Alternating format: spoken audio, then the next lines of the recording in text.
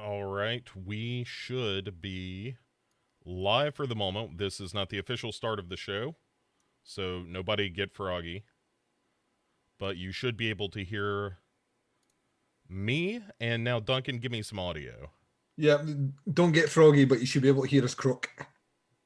I don't know what that means. All right, give me a little bit more audio.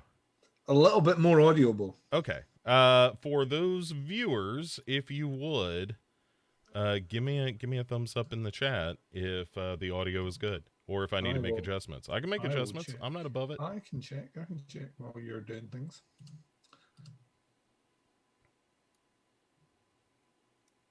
You could go up a little bit, Bo. I could go up a little bit. Yes. How is that? Should I go up more? Right, give me a second till I catch up because there's a delay. So find it out in a second here. Mm-hmm. We'll find out in a wee second.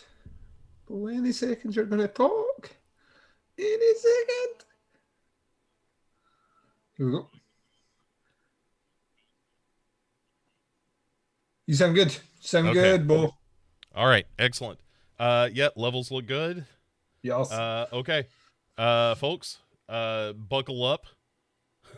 This should be an interesting one. This is going to be a fun one. So, all right, hang tight, and we'll be right back to begin the show.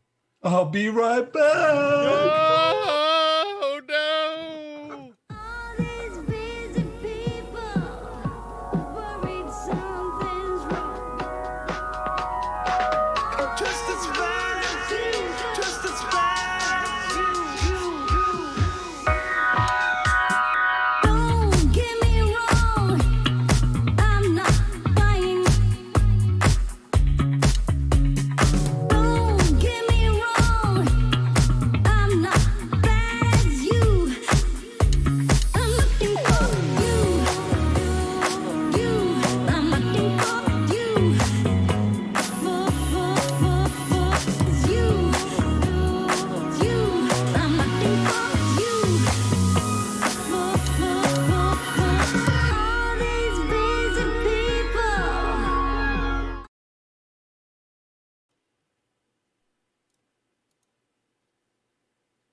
Rather than using codes amongst your colleagues, which aren't being intercepted, means nothing. It's gibberish.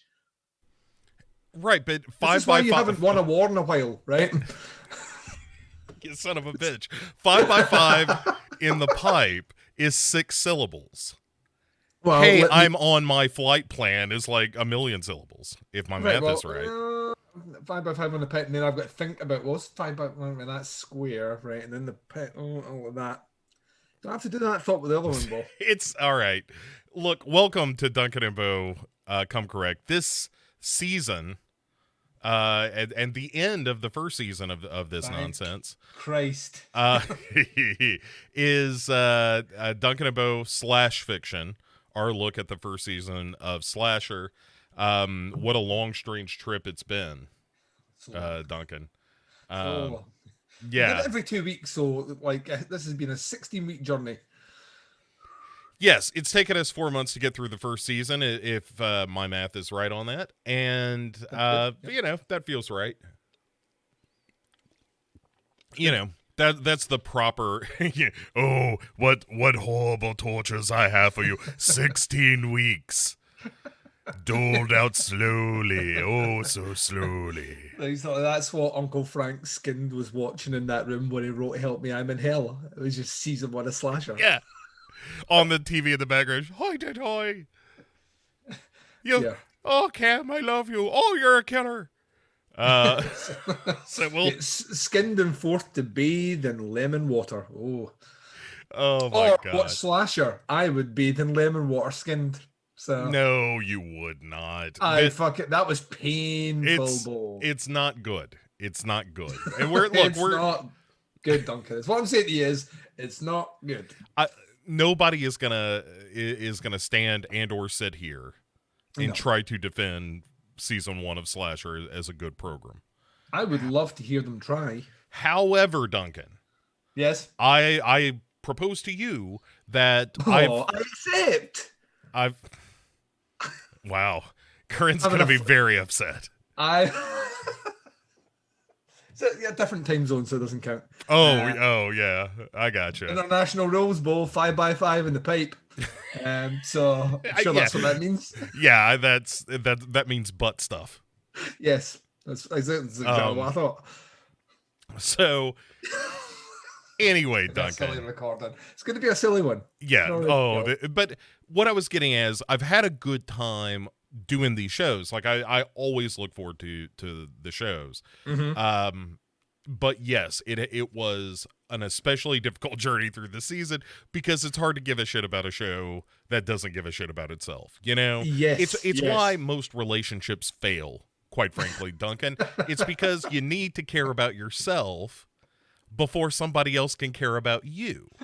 And much the same way, I feel like taking Slasher aside and being like, Slasher, you need to take a swim in a big old lake for a little while and learn to care about you as a show before you come back to the airwaves. Yeah, So, or like just read what you've written first and just see if it makes sense. I mean, I'm just, just see if it all adds up. yeah, see if any of it makes sense. And also ask yourself this question. Does every character that I've introduced have a payoff in some way, or at least we send them off in a way that feels somewhat satisfying? No? Well, maybe it's time to, take another pass at it. Yeah. Write that script, put it in a box, put that box away for 6 months, come back and cold read it and see how you feel. Don't write that script. Don't proofread it. Don't do anything. Greenlight a show and then get halfway through it before you're like, well, let's just keep going. We've got the money. I mean, this will end up on Netflix. Right. So one day, David Cronenberg will be on this show. I still don't know how this is making sense. Right. Out with Canada. I feel like either they just shot it in his house, or you think David Cronenberg is an unwilling participant, so the guerrilla shot at Randy's property and he's just in the background, like, I don't know, cooking hot dogs or something. It's much the same way that they shot the movie in Bowfinger, where no one really knows that they're in a movie. And like when it came out, David Cronenberg was like, "I'm in what? I'm in a program called Slasher." No, that's not right. I would remember that. Did Brandon set you up? Is he responsible for this? You remember when the really bad actress bumped into you at the grocery store? Yes, I do remember that. You were being filmed. Oh no! It was all a ruse, David Cronenberg. Um, so anyway, um, we will. I am, but I'm curious to see the evolution from like this season. I want to know what these other seasons are like because I've heard. Like I've heard it's worse. So the evolution is a bad evolution. It's but it's got to evolution. at least be Evolving? different. De-evolution? I don't know what the word is. Devolution, Devo, right? Devo.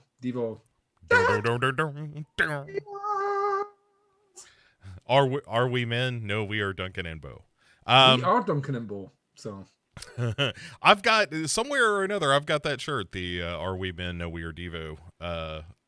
Tee. Anyway, doesn't matter. I'm not giving it away. I don't even know why I brought it up. You just bragging. yeah. If anything, you're flaunting your money, Bo. Just I have this T-shirt that I don't wear that nobody will see. So listen to Rockefeller over here with all his Devo vanity T-shirts. Yeah. So I bid you 2 seconds to look at my Devo T-shirt collection.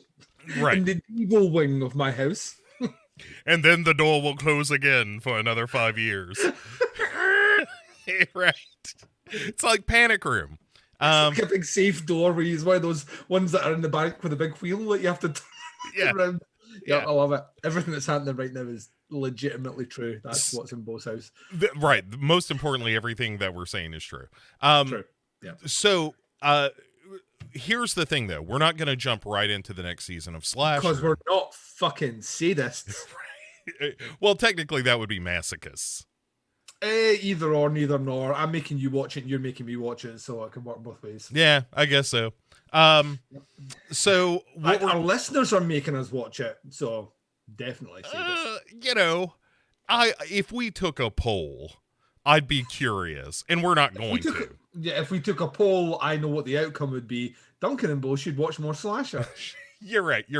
It would be like, you need to watch these specific episodes because those are the worst and we want to see you suffer.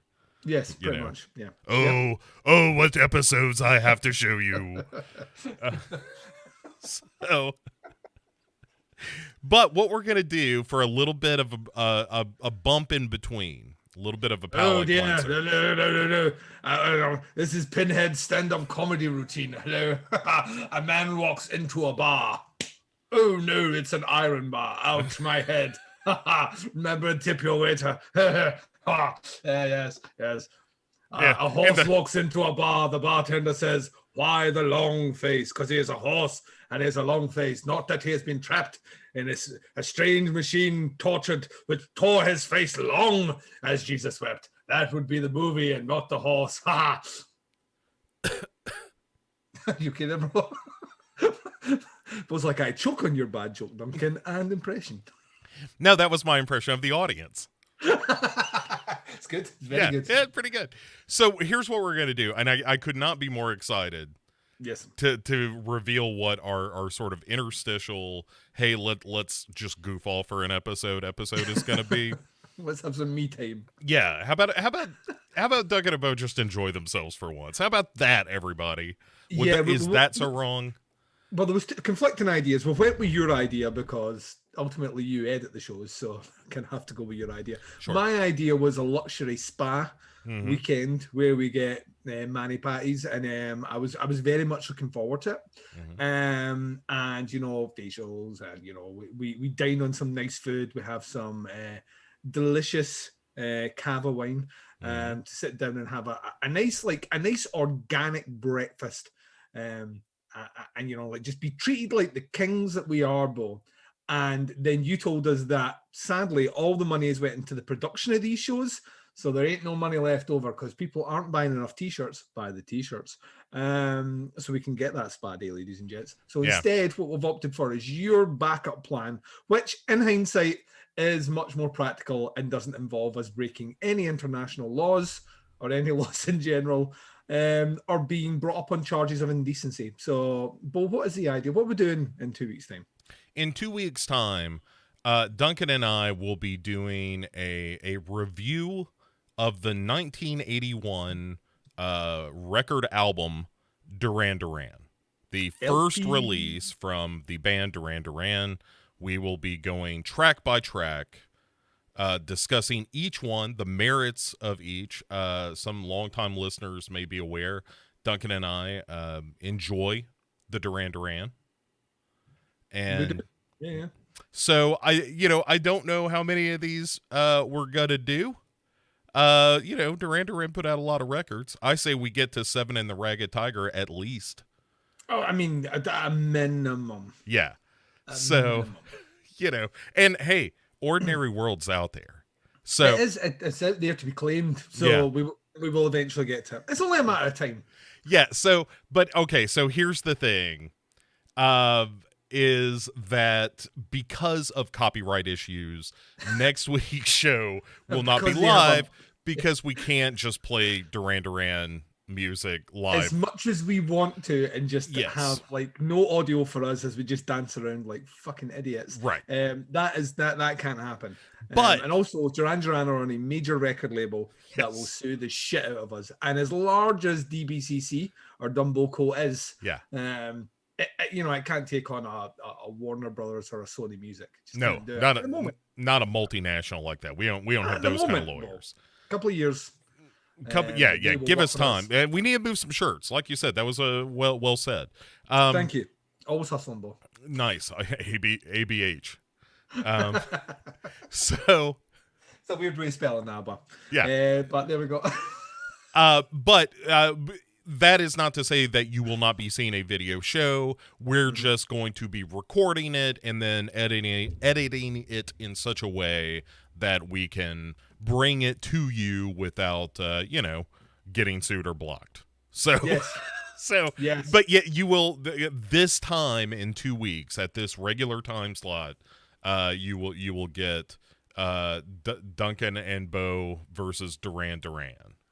And I'm excited. Look, hey, there's some bangers on that first album. Yeah. And Girls on Film is one of them. We will be talking. Anyway, I couldn't be more excited. It is totally off topic for us, but kind of off topic is what we do. We've kind of made a history and career of just doing off topic. So. It's kind of the basis of this show is, hey, we have to do a bunch of other stuff. How about when we do a thing together? It's just whatever the fuck we want to do. Yeah. So, welcome to the fuckery. I think that was a Panic at the Disco song. Welcome to the black fuckery.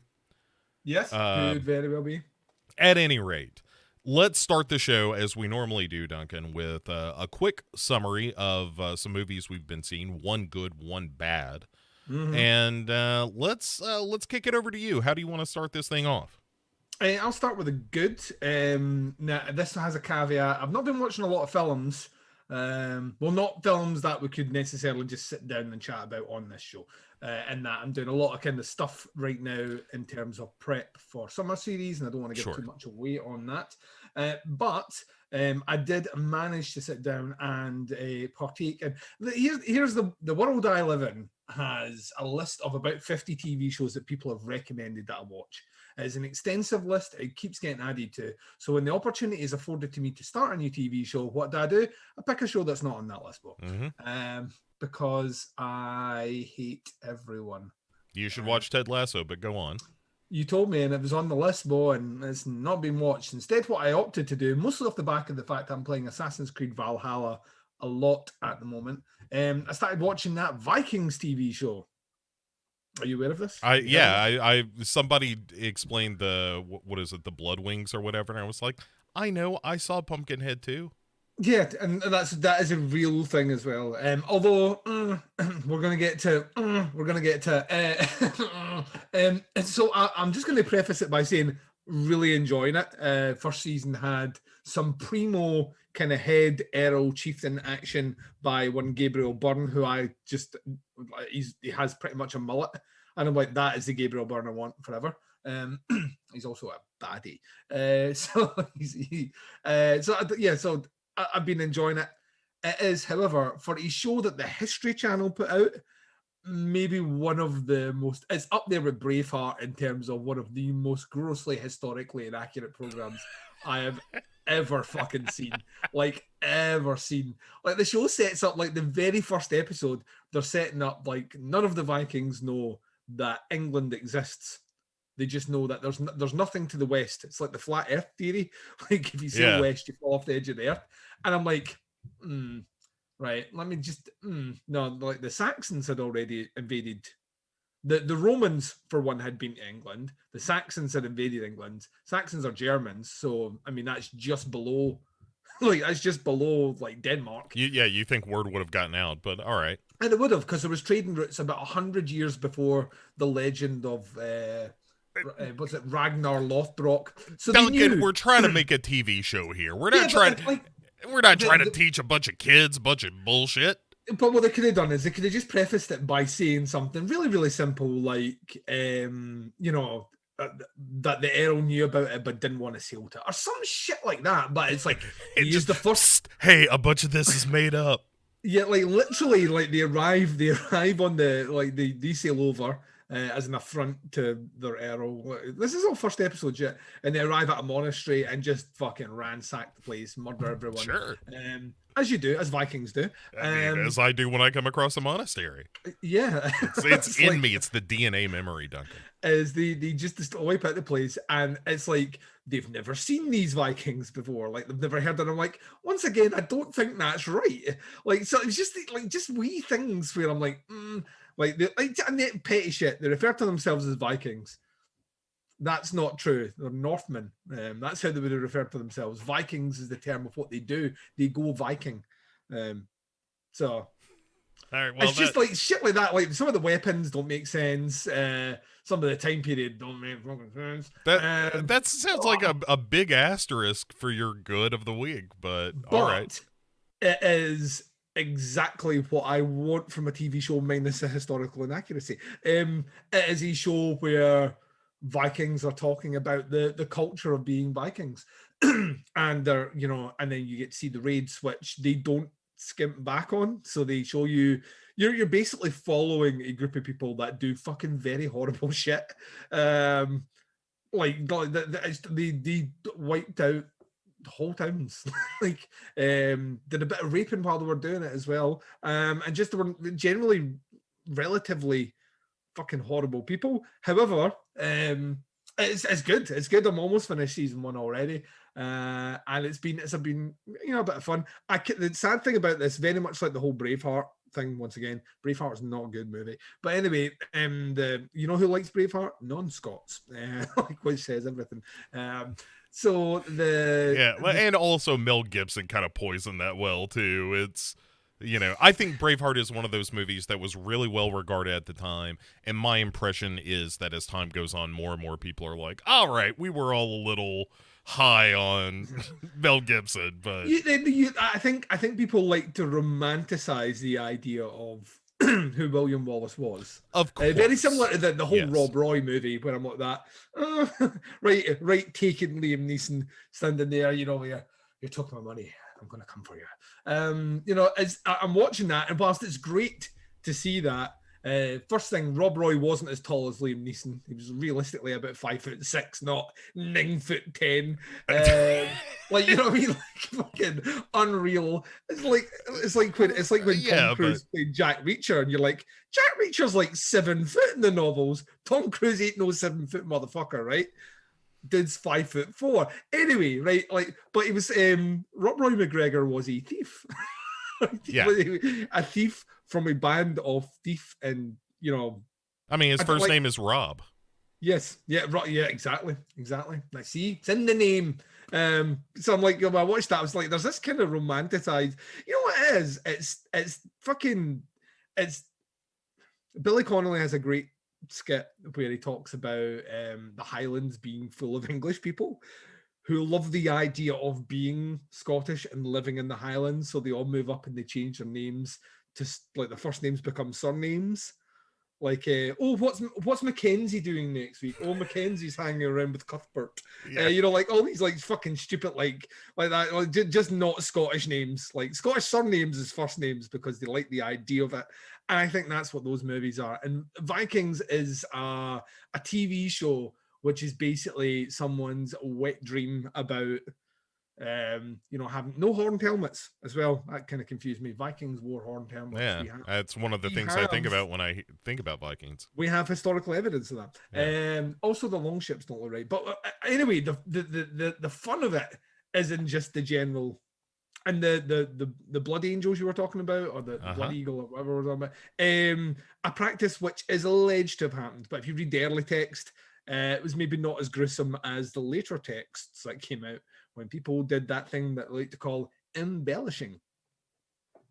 You know what I mean, Bo? I've heard of it. I've never engaged in it myself, but it probably started off as a nasty paper cut.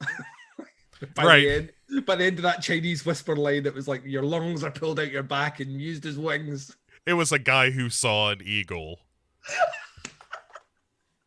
And you're like, who? Jerry? And he was like, yeah. Did he die? No. He saw an eagle and he tripped and fell and he cut his leg. I mean, it bled a fair amount though. It was deep for a leg cut. Yeah, it was deep. So yeah, I'm enjoying it, but while I'm watching it, I'm like, no. And then I could only think to myself, like, this is the history. Like my new thing is that I think the History Channel has basically become MTV. You know what MTV used to be all about music? It was all music all the time, and then it just became like shows like the Osbournes and the Hills and shit like that. And like fucking Tina Maria's Tartan Tofu, or I don't know. It was just like loads of fucking weird shows. It was all reality shit that appeared. No music anymore. I think the History Channel's done the same thing, because anytime I've ever been on that channel, they're talking about alien conspiracy. Right. I was gonna say, this is not a new thing. Like, there's a whole meme that started years ago about how the History Channel has just become, it's a haven for conspiracy theories and Hitler videos. I'm kind of confused. Like, at the rich pantheon of history that we have out there, like, I don't think the History Channel has run out of stories to tell. There's plenty Duncan, out there. The good news is we learned everything. Oh, that's good. So we'll never repeat those same mistakes again. Why would we? We have a whole channel dedicated to telling us how not to. And we got it. Message received, Duncan. No mistakes on this end, right. So yeah, it's fun, trashy TV, which I imagine became greenlit off the back of Game of Thrones. I'm sure it must have been. And yeah, I'm enjoying it for all its inaccuracies. So that's my good with a caveat. Okay, well, I'll give you a good without a caveat. Oh, go for it. I caught up to, thanks to Shudder, finally caught up to Zombie for Sale. Which is so fucking good. What a delightful movie that is. What a charmer. I knew you'd like it. I said you would like that. To me, is that was made. I'm trying to think what else came out that year from Korea. Oh man, there's like there was another movie which I ranked really, really highly that year from Korea. It was in a similar sort of. No, it's not. It's Japanese. It came out. It was made the same year as One Cut of the Dead. Yeah, which is interesting because there's a similar vibe to them. It's not. I don't think Zombie for Sale is as gimmicky, and I don't mean gimmicky in a bad way at all. I know what you mean. It just doesn't, like, One Cut of the Dead has its turn, and Zombie for Sale isn't trying to play any tricks on the audience or anything. It's very straightforward. Mm-hmm. I love how much that movie is in love with other Korean films. Yeah. That is a movie made by Korean filmmakers who are like, you know what? Korean movies kind of rock, everybody. We're pretty good at this, guys. Yeah, like, it turns out we kind of rule the school when it comes to making, kick-ass genre movies. Yeah. And there are like little touches of even like Old Boy. Mm-hmm. There's that one stairway shot where you're like, that's a Park Chan-wook shot. Mm-hmm. And there's an obvious direct reference to Train to Busan, and like it's a movie that loves being what it is, which is sort of this kind of a love letter to Korean cinema in a lot of ways, and as well as being a really kind of well done story about consumerism and all that kind of thing. Like, it does all the things that a zombie movie ought to do, but it also has this sort of reverence for the art form of cinema and Korean cinema in particular, but and it's kind of sweet and dopey and silly, and Yeah. it's got wonderful characters. I really like one of the when I started watching it, one of the things that I fell in love with immediately is when you realize that they're all kind of grifters a little bit. Every single one of them. Yeah, every single person in the family is like always looking for an angle. Hmm. Um and like the ultimate fate of the father and everything I thought was wonderful. Like everything about it makes all these little decisions that wouldn't necessarily, sink the movie if they made the wrong one, but man, it just like every little detail is just right of like, oh, that character is so good, and oh, the detail of, oh, there's the cop again and now he's all rah. Anyway, it's really, really solid, and actually when it becomes a zombie movie, it's a pretty good zombie movie. Hmm. Yeah, oh um yeah, it does. It handles all those aspects surprisingly. Once like Korean kind of ability to tell a story which weaves like comedy and drama and romance and action and horror seamlessly. Like they craft their stories very, very well, and the greatest traditions of good storytelling. No story should be dry in one style. It should weave, and this is the moment that the audience gets behind the character and gets all the it does, but they make it just look so easy. Like yeah, it was never a thing. Like I don't know why other people struggle with this. This is so easy to us. yeah, right. Like why doesn't everyone make great movies like this? Like, Mm, like even at the beginning when you're seeing those old men for the first time just kind of by the side of the road yeah. watching this kid zombie get chased and stuff, Mhm. when they're just like, is something going on? This, like, there seems to be a lot of activity today. Activity today in a way that we normally don't have around here. It's really, yeah, it's such a wonderful little film. Lori saying it sounds like Parasite with zombies.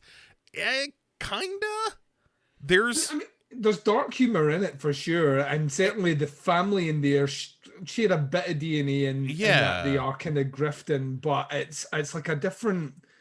Like, there's no one rich in the film, if you know what I mean. They just happen to be grifters in a town which doesn't afford them the opportunity to be ever become rich.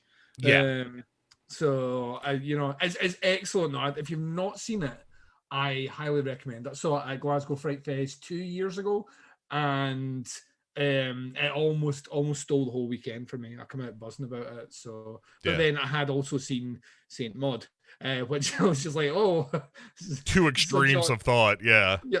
It's like I think they may have been shown on the same day as well. I think Zombie for Sale was played after that's Saint wise. Maud. Well, I was just like, yeah, you can't do that the other way. You can't send me full of joy to that movie, please, because it will stamp it out.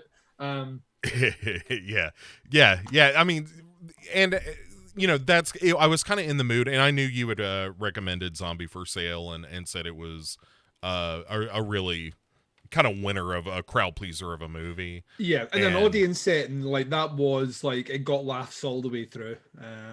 So yeah, I mean, that's once again the ability to take it's a universal language of comedy as well, to be able to get audiences to laugh at things on a completely different part of the world where they've grown up with completely different experiences. Like they can't relate the same way to a lot of what's in that movie, specifically over here when it comes to the dynamic of family and shit. So you know what I mean?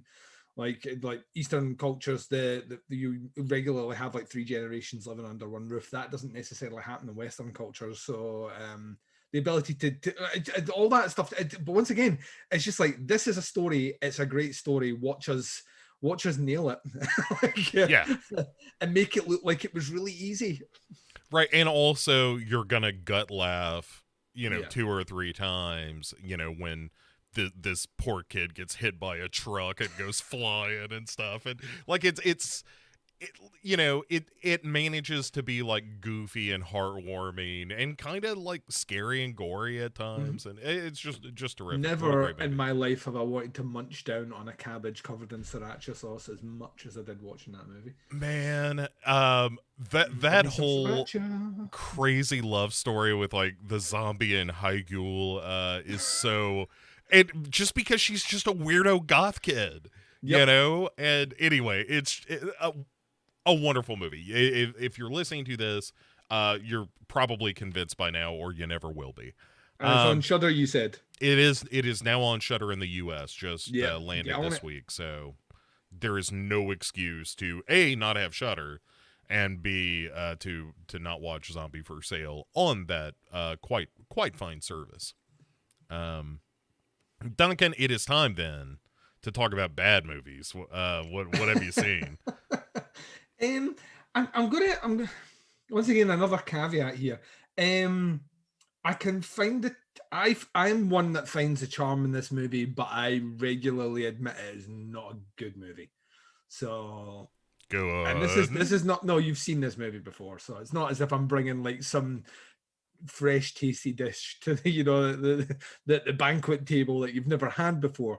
I'm not saying that the gum that you like is coming back in style, Bo, is what I'm saying. What I'm saying is that if you have the opportunity and you haven't seen it in a while and you are inclined to watch things that feel like, how did this get made? Then I recommend everyone check out the one of the last great Fulci classic movies, Cat in the Brain, Oh which, right, yeah. oh, hello, hello. It makes me very happy when I watch it, but I know people have told me it's just a bad film. And I'm like, well, you're not wrong, but Fulci's dressed like Elmer Fudd. What's the one with John Savage? You know what I'm talking about? Yeah, yeah, that's Like something, but that's the real crap one for me. yeah, but it's those like Cat in the Brain is surrounded by those. That's Yes, the problem. yes. Like he basically he had his right up till he did movies like Anima and even like Murder Rock and stuff like that.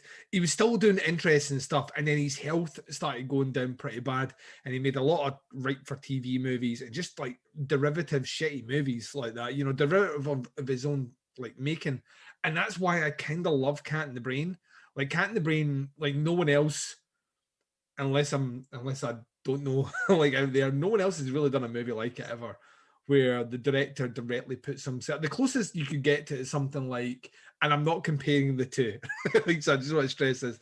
It's like maybe Roman Polanski in The Tenant, Right. where like he himself is going crazy in that movie. He's playing a man going crazy. That's essential what Fulci's doing, but Fulci's dressed like Elmer Fudd and he's running around with an axe covered in red paint, and it's it's kind of glorious to watch.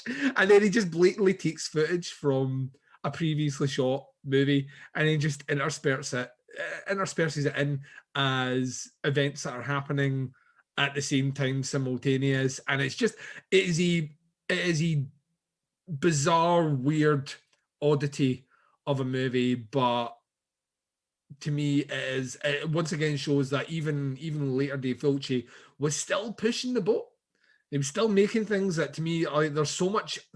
I could talk like for hours about the camera work, the story direction, the weird scenes, actually how it makes more sense than it does on the surface.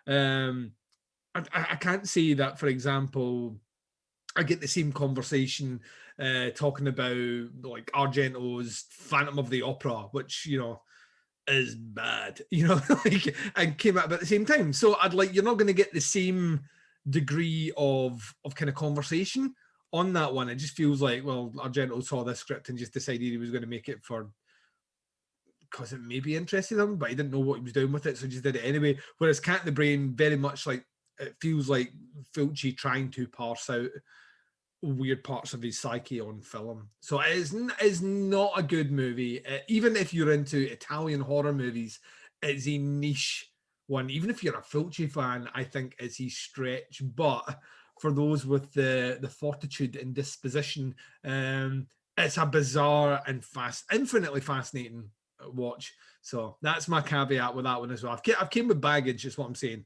There's a lot of grey in my recommends this week. And that is, unashamedly not a well-made movie, but at the same time, it's a weirdly well-made movie. So I like the fact how that, bad it is. yeah, So, but we contain multitudes, Duncan. And I like that you're kind of pointing that out with yes. your picks today. That not everything great is impervious to criticism, and not everything Yes. terrible is utter garbage. There are shades of gray, as you eloquently pointed out. Yeah, shades of grey. Now, this is where you come in with your bad, and I'm interested to see if yours has any shades of grey or if it's just shades of Yes. brown bowl. No. No, there is no brown note this week.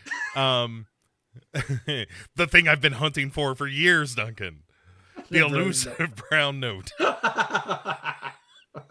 One day I'll find it, and when I do, I'll rule the world.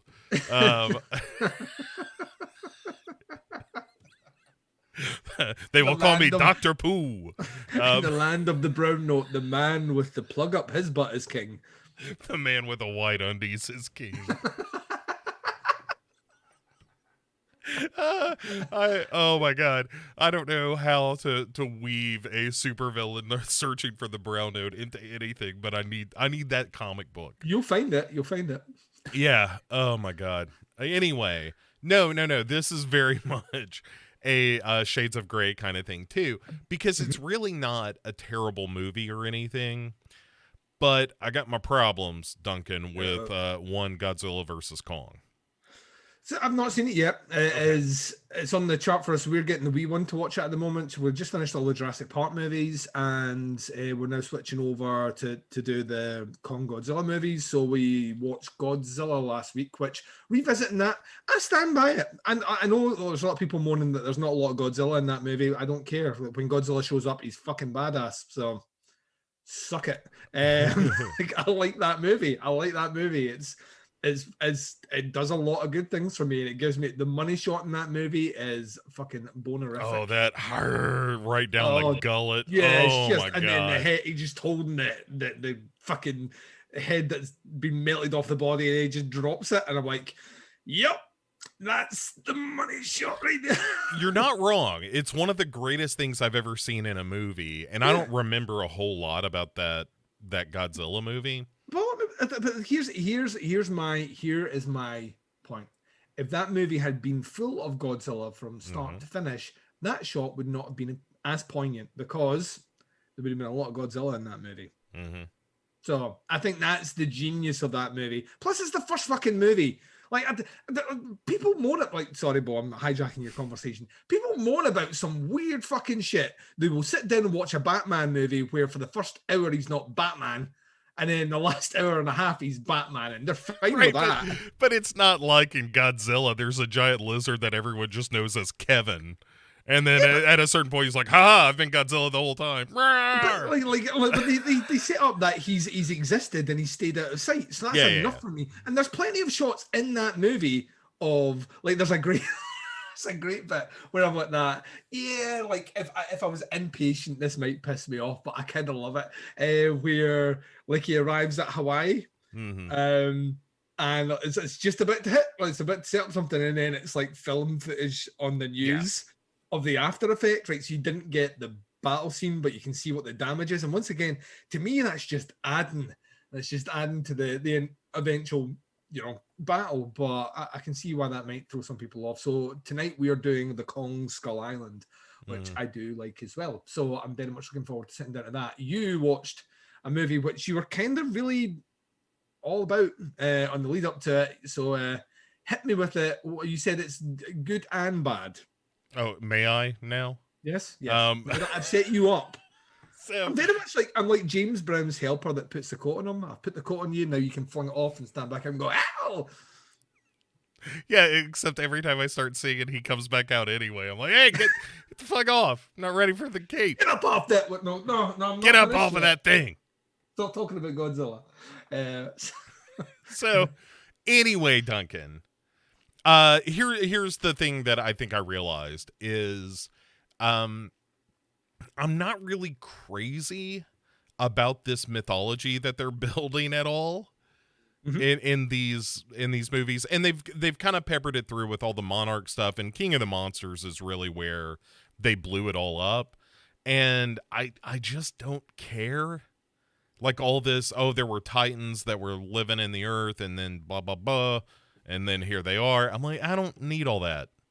I just want I just want this big monkey to fight Godzilla. And how long is that movie? It's like 2 hours 15. How long is that movie without all that human shit? Well, okay, so here's the problem. Is not only do you have the kind of mythology that I don't care about, there is an entire subplot of this movie that it comes directly out of King of Monsters that does not matter at all and is occasionally painful to watch. And it's tough. It's a tough sit for those scenes. And but Duncan, I'm a big Adam Wingard, Simon Barrett fan. I think they've done some amazing work. Yeah. And I think he does right. And kind of it reminds me a bit of The Guest is another good example of this. Of like, look, when these big monsters fight, it's going to be ridiculous and it's going to be colorful and it's going to be over the top. And that stuff is awesome. But everything around it, it's like the icing is delicious, but the cake is all made of like old figs. I like figs. I know you like figs, but this is old and it tastes a little musty. And I think somebody like overdid the coriander. Oh, what are they doing? I don't know, Duncan, but it fouls up all the icing It too. doesn't work, Bo. That's what I'm saying. It doesn't work.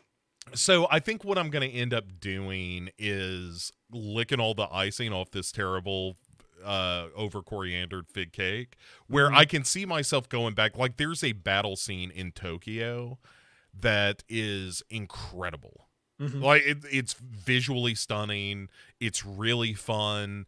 You kind of it has that old school feel where you kind of get the sense of what the monsters are saying without some stupid kid coming along that's like, hey, I was telepathically communicating with Godzilla and he says this. But also, where was Mothra? That's the other question I have, is where was Mothra in all this? That's a bummer for me. I mean, Bo, I don't want to be the dude. I don't want to be the dude. You are putting right out here the problem I have with every superhero movie post the Avengers. Yes, go on. So so Iron Man's like stuck in a jam. Oh no, where's all these super powered buddies? Where are they? Oh, they're not. Oh, they're all conveniently doing something. Well, isn't that convenient? And then the next movie comes out. Well, the world's in trouble again. Where are all the? Oh, they're all busy. All right. Well, that's convenient. And then the next movie comes out, and I'm like, oh well, surely one of them's. Oh no, they're all busy again. All right, that's. I will defend the decision because Mothra, historically, all through the films, from the like Showa era forward, has always been a lazy bastard. Mothra you always have to talk Mothra into doing anything. Most of the movies that Mothra appears in, every time you see Mothra, it's just all the villagers on Infant Island being like, hey, Mothra, would you mind saving the world? And Mothra's like, probably not. It's Tuesday, isn't it? Yes, is until finally the twins have to come out and sing the special song that's like, Mothra, we really, really mean it this time. and then Mothra is like, all right, like stubs out a cigarette and Mothra sounds like Axl Rose before a Guns N' Roses concert. Yeah, it's a real 2 hours late on stage, and totally. Come on, Axl. They're gonna tear the place down. Right, here is your Evian that you wanted, your San Pellegrino fizzy water, and yes, I managed to find you beluga caviar somehow in South Africa. Don't ask me how I did it. I may have had to murder a man. Can you please go out there and sing "Welcome to the Jungle"? So that's ultimately my problem with those movies is every time they start to get like really silly and goofy and kind of be the movies I sort of want them to be, they pull back and throw in like How Robert. much of that do you think that's? How much of that do you think that's Adam Wingard, and how much of that is the studio wanting more movies? I'm sure there's a template. Yeah, like that script had to be approved by who knows how many people. Yeah. So I'm sure that, like, this is definitely much like the Marvel thing where it's like, hey, if you're a director, you're coming into this universe and you can play with these toys, but there are rules.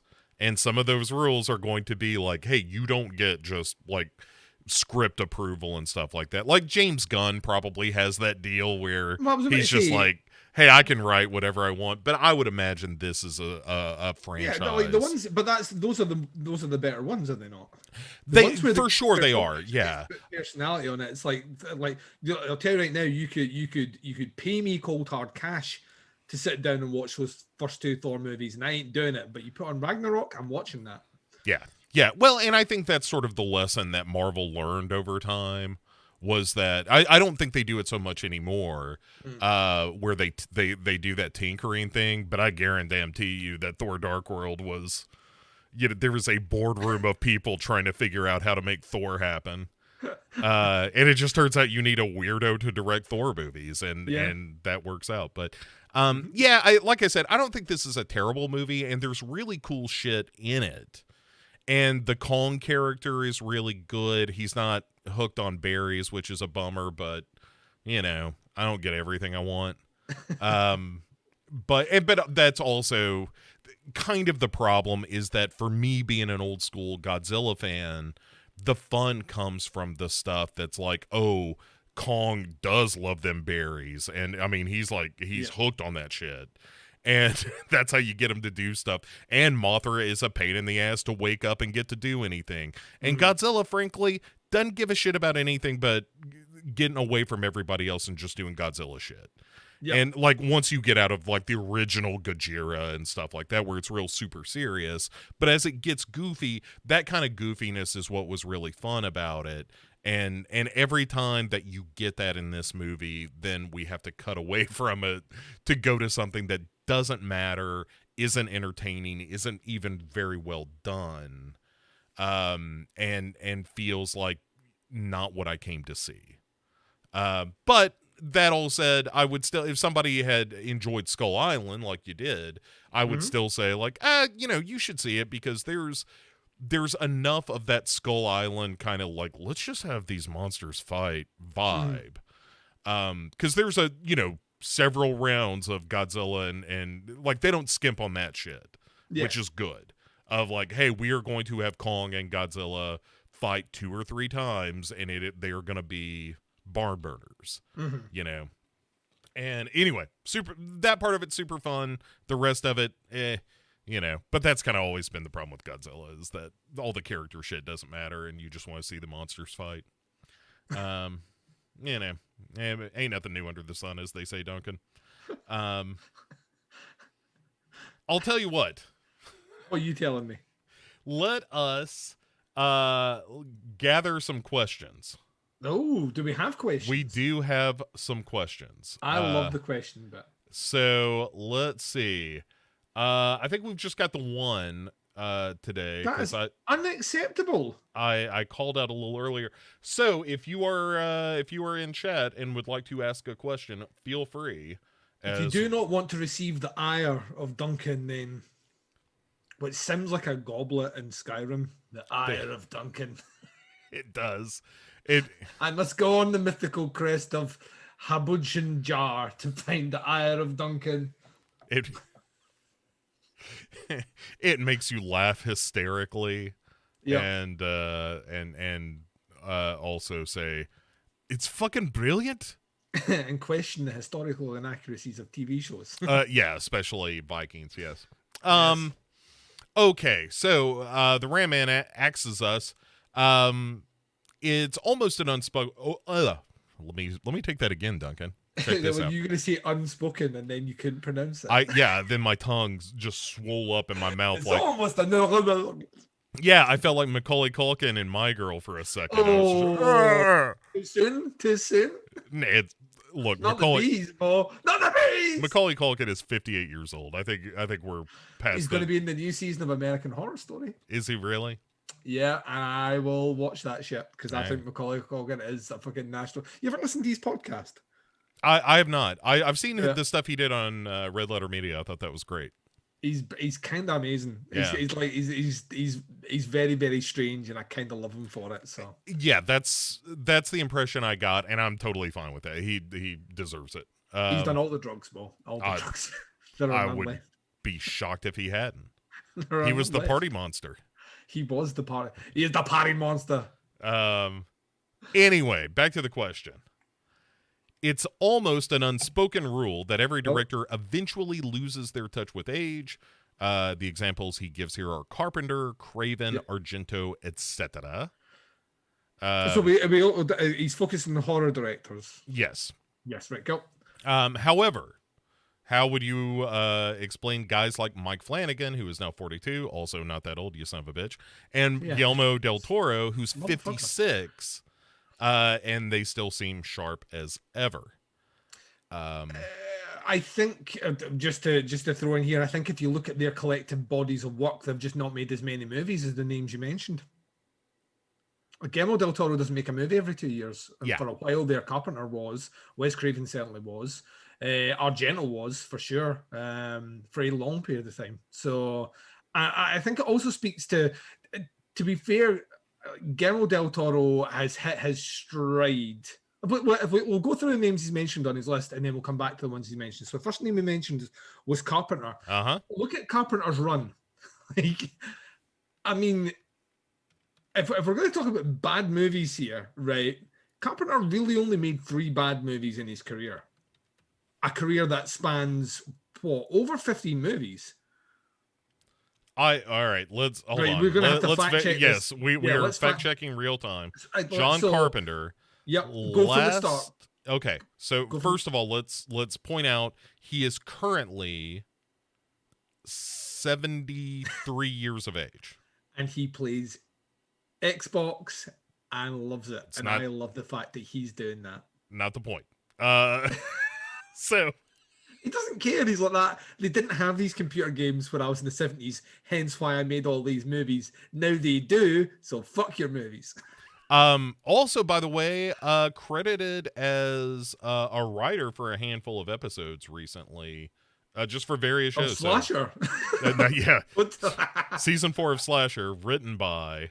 Starring David Cronenberg. Yeah, written by John Carpenter. Yeah. Okay, so, but the last official movie he did was The Ward, right? Yeah, which he did when he was 62. Yeah, and when did that come out? 2010, yeah. 2010, right? So so it's the last movie he did. If we jump back before The Ward, the movie before The Ward was what? Ghosts of Mars. Ghosts of Mars, which was 9 years before that, when he would have been 53. Yeah, which I still think time will out in that movie. That is a big, dumb, goofy movie, and I kind of like it. I do. I don't think it's, once again, it's the issue is that it's put against Carpenter's back catalogue. I think if you remove it from Carpenter's back catalogue, there are a ton of directors right now trying to make that movie, like essentially trying to make a movie as good as Ghost of Mars and can't do it. There's tons of indie filmmakers out there trying to do the old kind of Siege sort of thing. Only look at The Void, for example. I'd probably rather watch Ghost of Mars than The Void. I'm with you on that 100%. That's why no one will ever love his Bo. Before that, he did... Is it Vampires before that? Vampires was before that, then Escape from L.A., then Village of the Damned, which is kind of a bad run. None of those are particularly great. I like Vampires. It's all right. And then In the Mouth of Madness in 94 is kind of the last Stone Cold classic. Which I would argue is up there amongst his best. So yeah, and so that would have put him at 46 when he made his last classic. So 46 is when he made his last classic. How many movies did he make before that? Right. Well, I mean, that's where you get into this is just stupid. Because before that sit down and drink this in, ladies and gents. Right, because before that you have Memoirs of an Invisible Man, which is fun. They Live, Prince of Darkness, Big Trouble in Little China, Starman, Christine, The Thing, Escape from New York, The Fog, that Elvis movie, Someone's Watching Me, Halloween, Assault on Precinct 13, and Dark Star. Right, fucking mic drop, right? Like, give the man his couple of movies which weren't incredible, but they're not bad. And The Ward is not a bad movie. It's just not a great movie. And it's really about 20 years where he made, some of the most about a movie every other year for 20 years, and those movies you could argue are some of the most important movies ever released in our genre. Yes, right. But I think the point being, like, hey, after he hit that 46-year-old mark. But I don't think that counts, because Craven was older than 46 when he made Scream. All right, so to that end, let's turn to Wes Craven, who doesn't have the same lofty career. Actually, there's a lot of bad Wes Craven movies early in his career. Like Hills Have Eyes 2 is not a good movie. So he was, let's see. So he was the oldest.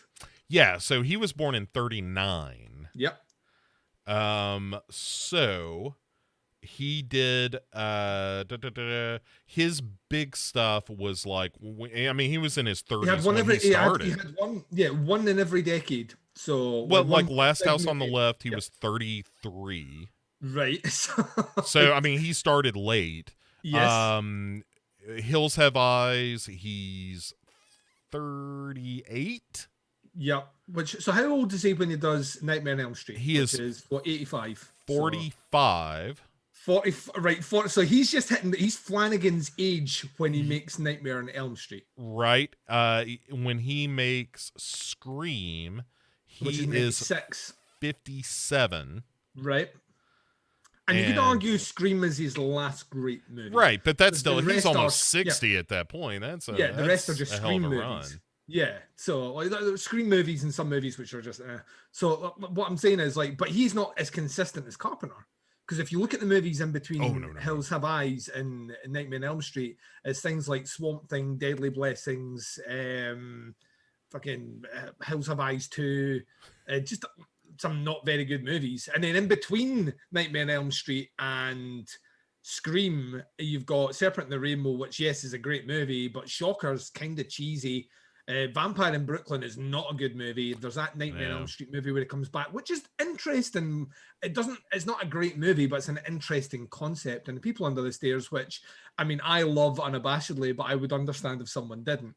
So what I'm saying, once again, like, and then his last one was Argento. So Argento is, to me, Argento's the one that drops off quickest out the lot. Would we say Phenomena is the last great one? I mean, that's removing opera from the list. I love opera. I think opera's grossly misunderstood. After opera's realistically his last great movie, and then you have a few spattered after that. I like his segment in Two Evil Eyes. Sure. I think Sleepless is a great movie. Stendhal Syndrome is an interesting, albeit uncomfortable movie to watch. And yeah, I have a soft spot for Mother of Tears, but I know it's not a good movie.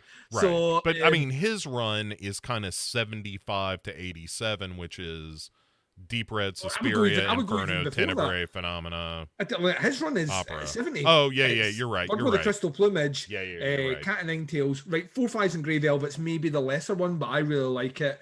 Deep Red. He made a comedy in between, but won't discuss that. Deep Red, Suspiria, Inferno, Tenebrae, and Phenomena, and then Opera. I mean, like, and there's a couple of years in between all of them. How old was he when he made Opera? He was 47 when he made Opera.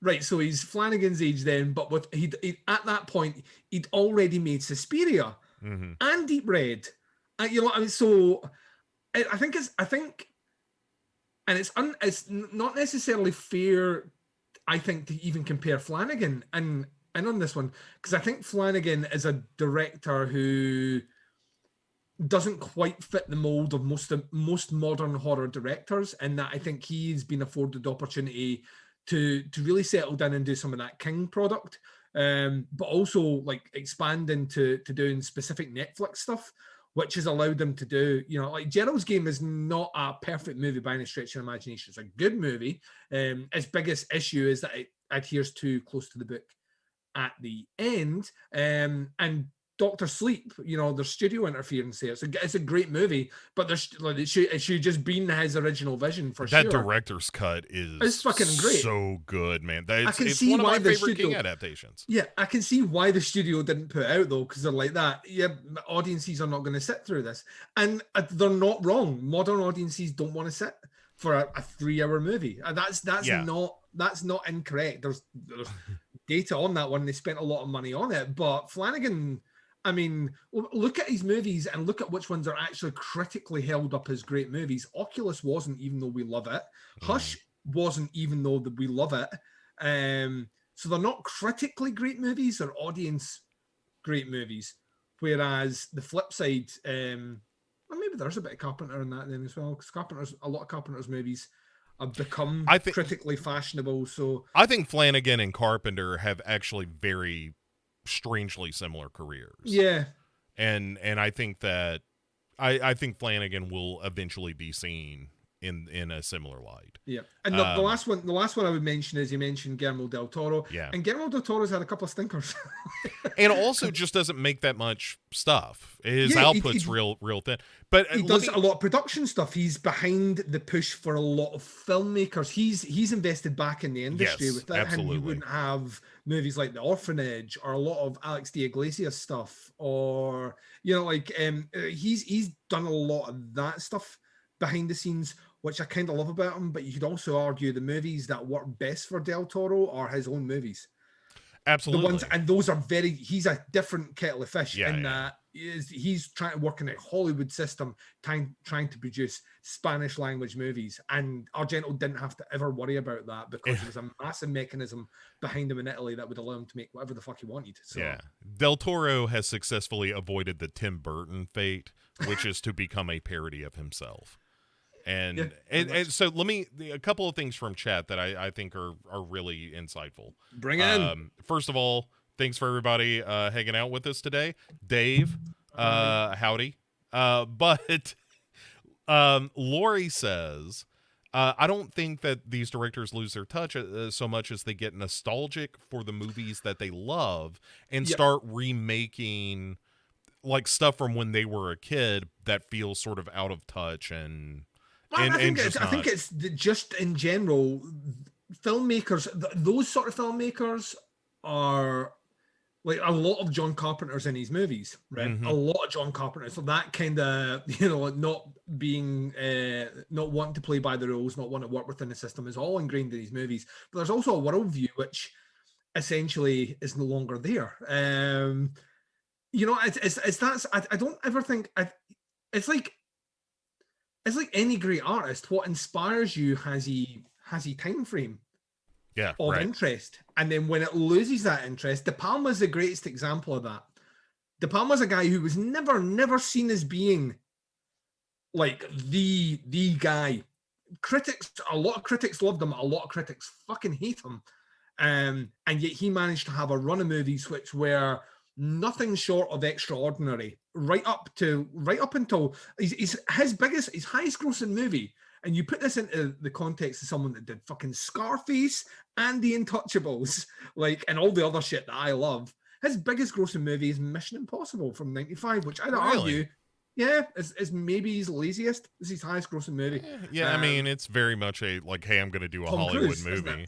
It's Tom Cruise that's in it, so that's why. That's his highest grossing movie. That makes sense.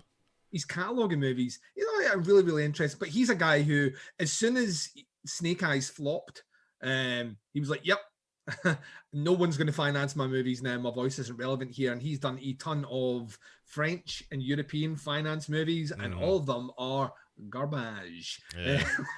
But he said it himself. If you ever want a good window into a director's mind of someone who is kind of losing their touch, so to speak, I go back to this all the time. The De Palma documentary, which is just purely called De Palma, is mandatory viewing for anyone interested in film, because they have him in a room and he just talks about his career, and he talks about all the Hitchcock shit that he got landed with, just ripping off Hitchcock and things like that. Hitchcock was, maybe still is, one of the most important filmmakers of all time, who kind of patented the style of thriller that I loved. So if you're saying did a rip-off Hitchcock, I told stories just like him. So if that makes me a rip-off artist, I'm a rip-off artist. But, you know, like he's blunt on everything, but he says it himself. He says, if you look at Hitchcock in his 50s, look at where his career went. Right. He ended up doing, like, you know, what, Frenzy and Rope and Family Plot. Frenzy's the one I always come back to. Frenzy is a nasty fucking film. Yeah. Wasn't that the R-rated, the only R-rated Hitchcock film? And that's why it is a nasty piece of work by a guy who he made that in his 70s. I think Frenzy might be his last movie. And it is surprisingly dark. For a director that had already made movies like Psycho, which isn't terribly sunny, I think, but De Palma sums it up really, really well. That there's a point where filmmakers should stop making films, but as artists and very much like fighters, there's always there's a prime. There's always one left in me. Maybe this, I might have one more story to tell. To that end, will go the same way, and Del Toro might never go that way. I don't know. Alan McPherson in the chat has Alan. Best example of this, which is George Miller, who at the age of 112, you bad man, was like, hey, what if I'm making the best Mad Max movie of my career? And a cross between an Australian man and a chimney sweep. I'm not entirely sure where he's from, but I like it. Yeah, well, you know, that's how he talks. By Jove, Mary Poppins, here comes fucking Mad Max. Do you want a tangerine, Mary Poppins? That's the word for me, tangerine. It's also how you get into the Kiwi accent. So, George Miller's a great example of movies does George Miller actually made though. What else does he have to do? What does he have to prove to you, Duncan, after being a million years old and making Fury Road, which is one of the great action films of all time? It's up there amongst one of the greatest action movies of all time. But what was his movie before? How long was that? Babe 2. Because that movie was fucking a decade in the making. So but that's the thing is George Miller is not also a very non-prolific filmmaker. Yeah. But you know, when he comes out with a movie, I would argue. Let's look at the list real quick. But so he's got Fury Road. Before that, he did those Happy Feet movies. And which are not fucking dead. Oh, that's right. Which are not bad movies. They're but they're animated though. Oh yeah, and before that he did Babe Pig in the City, which is a super weird movie. Then he did Lorenzo's Oil, which is a good movie. Yeah, what year was that though? 92. Right. And then Witches of Eastwick was 5 years before that, which is an amazing movie. I love The Witches of Eastwick. Then a couple of years before that is Beyond Thunderdome, which is weakest of the Mad Max movies probably, but still really good. Has Tina Turner though and a bitchin' soundtrack. And like there's plenty of good about it. Road Warrior 81, Mad Max 79. So he started at the age of 34 was Mad Max. Fuck's sake. So, you know, by the time he's 112. Yeah, I mean he at this point he's 76 right now. I thought he must be tipping his 80s. He's getting real close, but he's got another one coming out. He's got a movie in pre-production and one in post.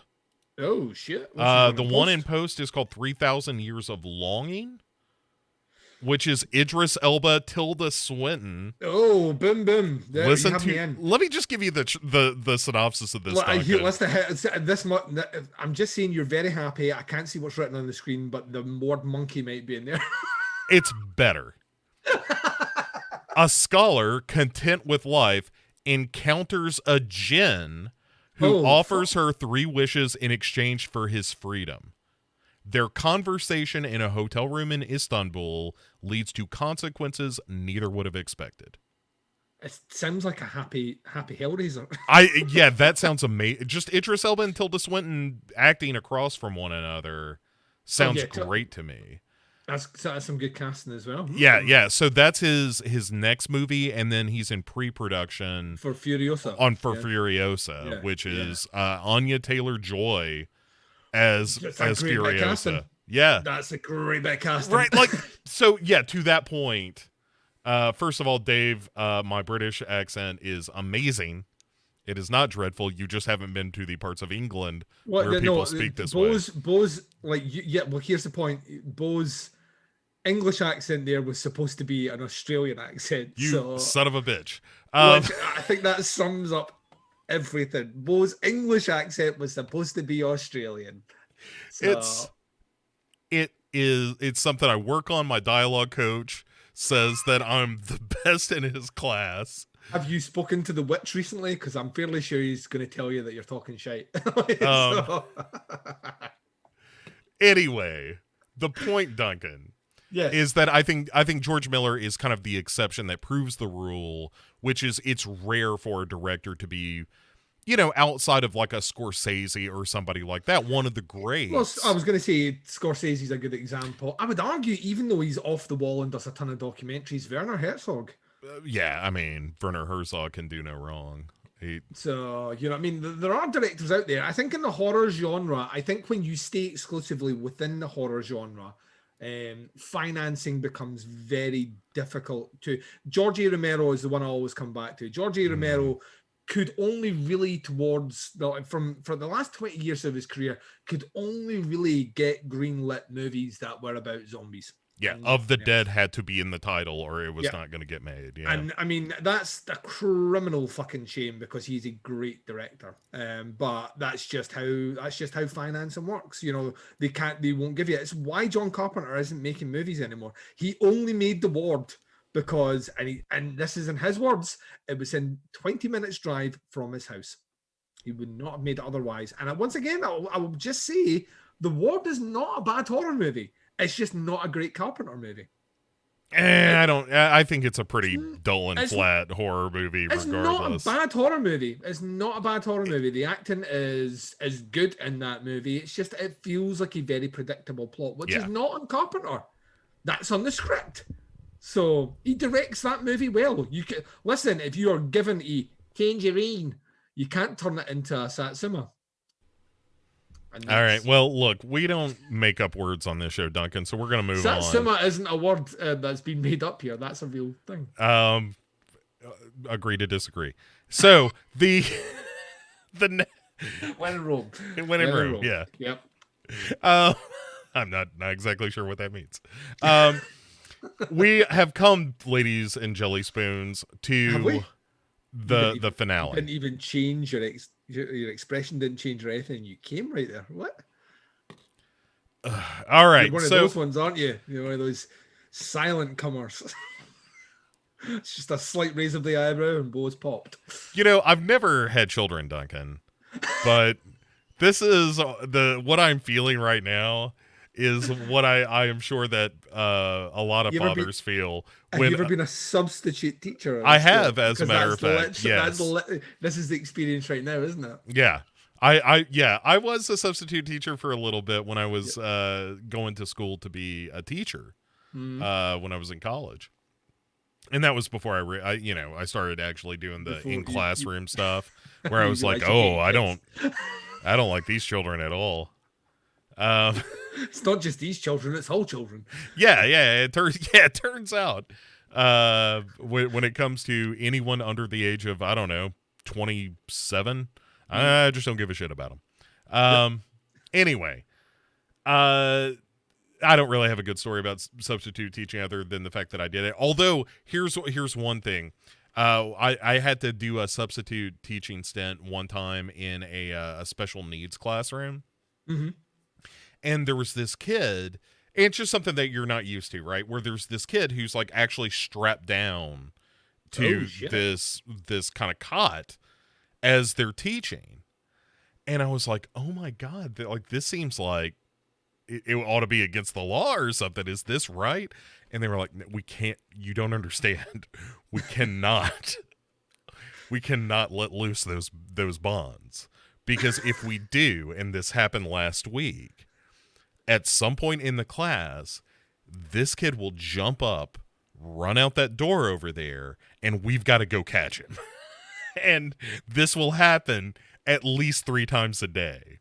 So they had to get like all the like the parental permissions and all this stuff of like, hey, we got to tie your kid down for a little bit every day. And yeah, that's like the fucking like, it sounds like Bo's like the guy at the start of 28 Days Later releasing the monkey. Look, I did not interfere in this situation. Again, this is another point where I'm like, I don't know if I want to be doing this. I don't know if I want to strap down children as a rule. I don't want to be running after anyone. Yeah. I want to teach them English.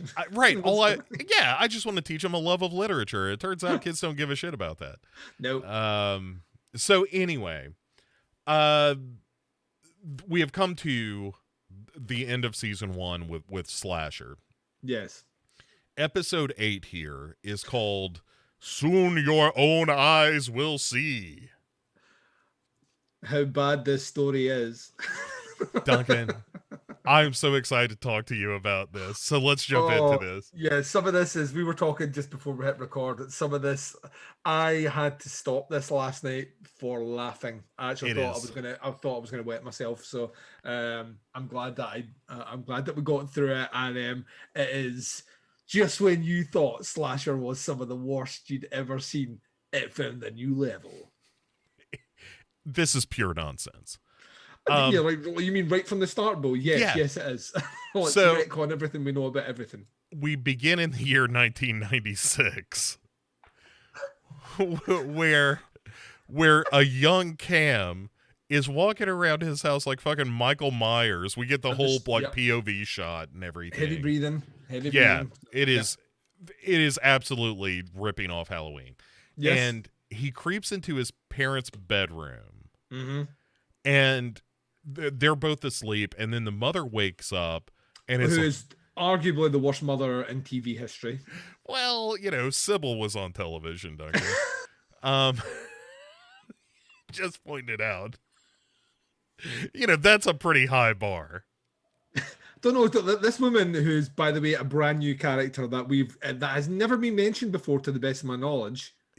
Yeah, another thing I really love is how this show is quick to recontextualize everything whenever it feels like it needs to. Remember when the priest had a wife? I bet you were wondering who Cam's mother was, and I was like, actually, I wasn't at any point.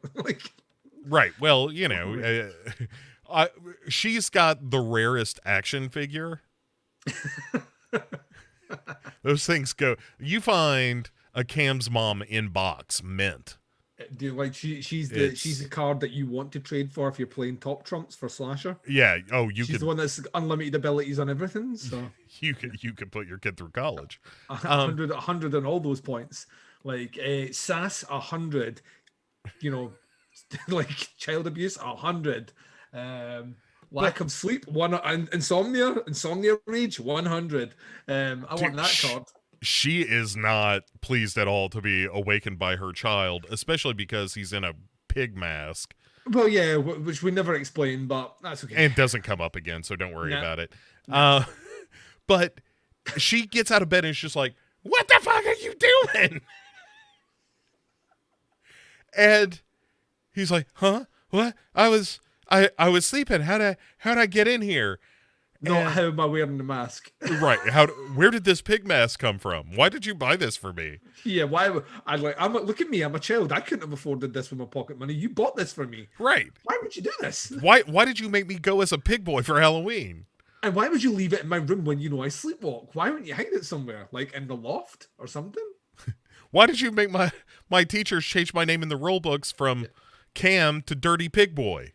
Yeah. And also, why wouldn't you just make sure I went to the toilet before I went to bed so I wouldn't have made the accident you're about to get really unhappy about? Oh, right. So she starts yelling at this kid, who then pisses himself, and she's like, what?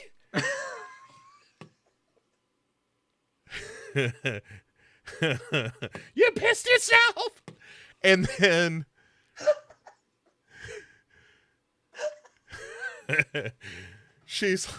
she tells him, I'm gonna get you a diaper. And I'm gonna make all the kids in your school look at you in your diaper, you stupid baby. Yeah. And this poor kid just loses his shit and gives... This poor kid just woke up. Yes. But he's woke up to his mother screaming at him and humiliating him. He's like, no one's more surprised than the kid here, who's woke up in piss-soaked pajamas, wearing a pig mask, having his mother scream at him about wearing a diaper.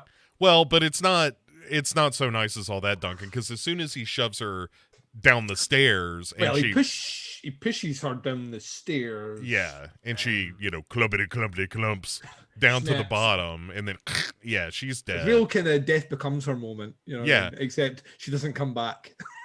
Right, yeah. And Cam gives this like creepy Damien smile. Like, now we see who has pissed themselves, mother. How do you enjoy the release of death? Father, you will become a priest. I am off to my bed. Father, clean this up. Because the dad's like, Cam, what have you done, Cam? My wife. No.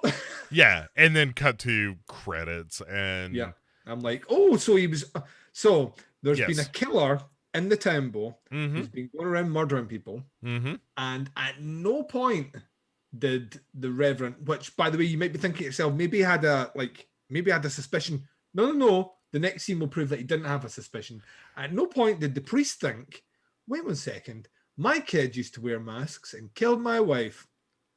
He had a troubled childhood. Maybe it was him.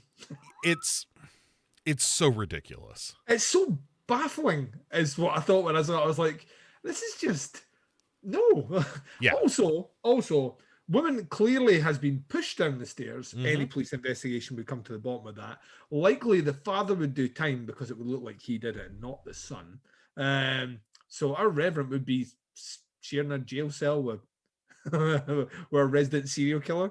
I mean, the police ineptitude will follow on to the end of this show, where what should have happened is an all-out gun, like a firefight, which doesn't happen. But we'll get, yeah. But so we're now, remember when Cam put away that box at the end and revealed him as a killer? Now we need to explain why he's a killer in the most generic eye-rolling sequence of, well, he hurt animals, and he killed his mother, and he sleepwalked, he peed the bed, and he wore masks. And he started fires, and his name was originally Jeffrey Dahmer. Yeah, literally, as the lazy box ticking exercise. This might as well have been. It kind of feels like a slightly worse written introduction to Rob Zombie's Michael Myers. What if you Googled how do you become a serial killer? Yeah. And you just cut and pasted that into the script. And it's all in this one scene, though. Yeah. So it's not like we get a collection of things that lead up to it. Just one night. Yeah, it's not pepper throughout the season. It's like, oh, Cam really doesn't like dogs. Oh, Cam, Cam likes to hide his rubber underwear or whatever. Yeah. Like you do.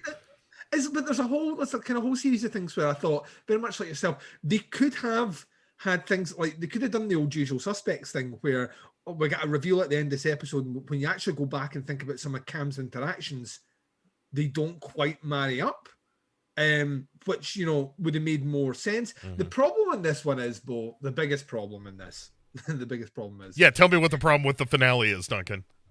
Episode number 1, we were like, we think Cam might be the killer, right? So by this point, I don't need to know 7 hours into this TV show what the 5-second introduction to what made him a killer actually is. Yeah, in fairness, we clocked this early. Yeah. Early. Even then though, like even if this was like in the previous episodes, you were like, oh, it's Cam. Yeah. My eyes deceive me. Like the next episode, that small introduction doesn't do anything really except say, well, he was a troubled kid. Right. Which I'm gonna guess that anyway, because he's a fucking murderer. You know what I mean? Yeah. He's people in really vicious ways. in a really bad seed kind of way. Like, he did that on purpose and was happy about killing his own mother. And who, by so, the way, wasn't a nice person. And not that I'm judging, but... Right, but, let's argue over who deserves to be shoved downstairs by their evil bad sea child that she probably created, but, Yeah, she 100% created, Bo. I'm nature over nurture here. So we cut to Cam as an adult who is carving a jack-o'-lantern by just stabbing it in the face. It's like, because Halloween, Bo. You know what I mean? Yeah, because, of course, we've got to end on Halloween, which is also, hoity-toity, it's me birthday. Faith Megora. So, Cam in this scene is like, Sarah, say what you will about the executioner and all. Yeah, I love this because there's a lot of side eye in the way you say that. Yeah. Maybe this guy wasn't all that bad because the town, it had a lot of dark secrets which were exposed from some bad people who, just aren't around anymore. I'm not saying what he did was right, but maybe the end result was a positive. Yeah, and Sarah is like, hoity-toity, maybe you're right, Cam. And I was like, what? No, in the previous episode, you slit your hand and made a blood oath to bring the head of the killer in. She does at the end of it, she's like that, things are just starting. Wait, why do they get a load of me? You know what I mean? I'm like, I can't wait to see this vengeance that she will wrought upon this town. And then the next episode, she's like, well, maybe the executioner wasn't a bad guy. Don't agree with the killings, mind you. But he did have a point, Bo. I've been thinking about it. Maybe he wasn't so bad. So... It's 3 months on as well, by the way. So once again, time is a flat circle in this show. It is revealed that this is 3 months on from when June died, which was like 1 day before the girl was found in the basement, and 2 days before Tom swan dived onto a blade. I'm surprised. I'm surprised she doesn't have a kid. Yeah, she's a young mother, but. Anyway, so then Reverend Weirdo walks in on them as they're, kind of getting a little chummy. And he's just like, wait a second. What the fuck's going on here? Yeah.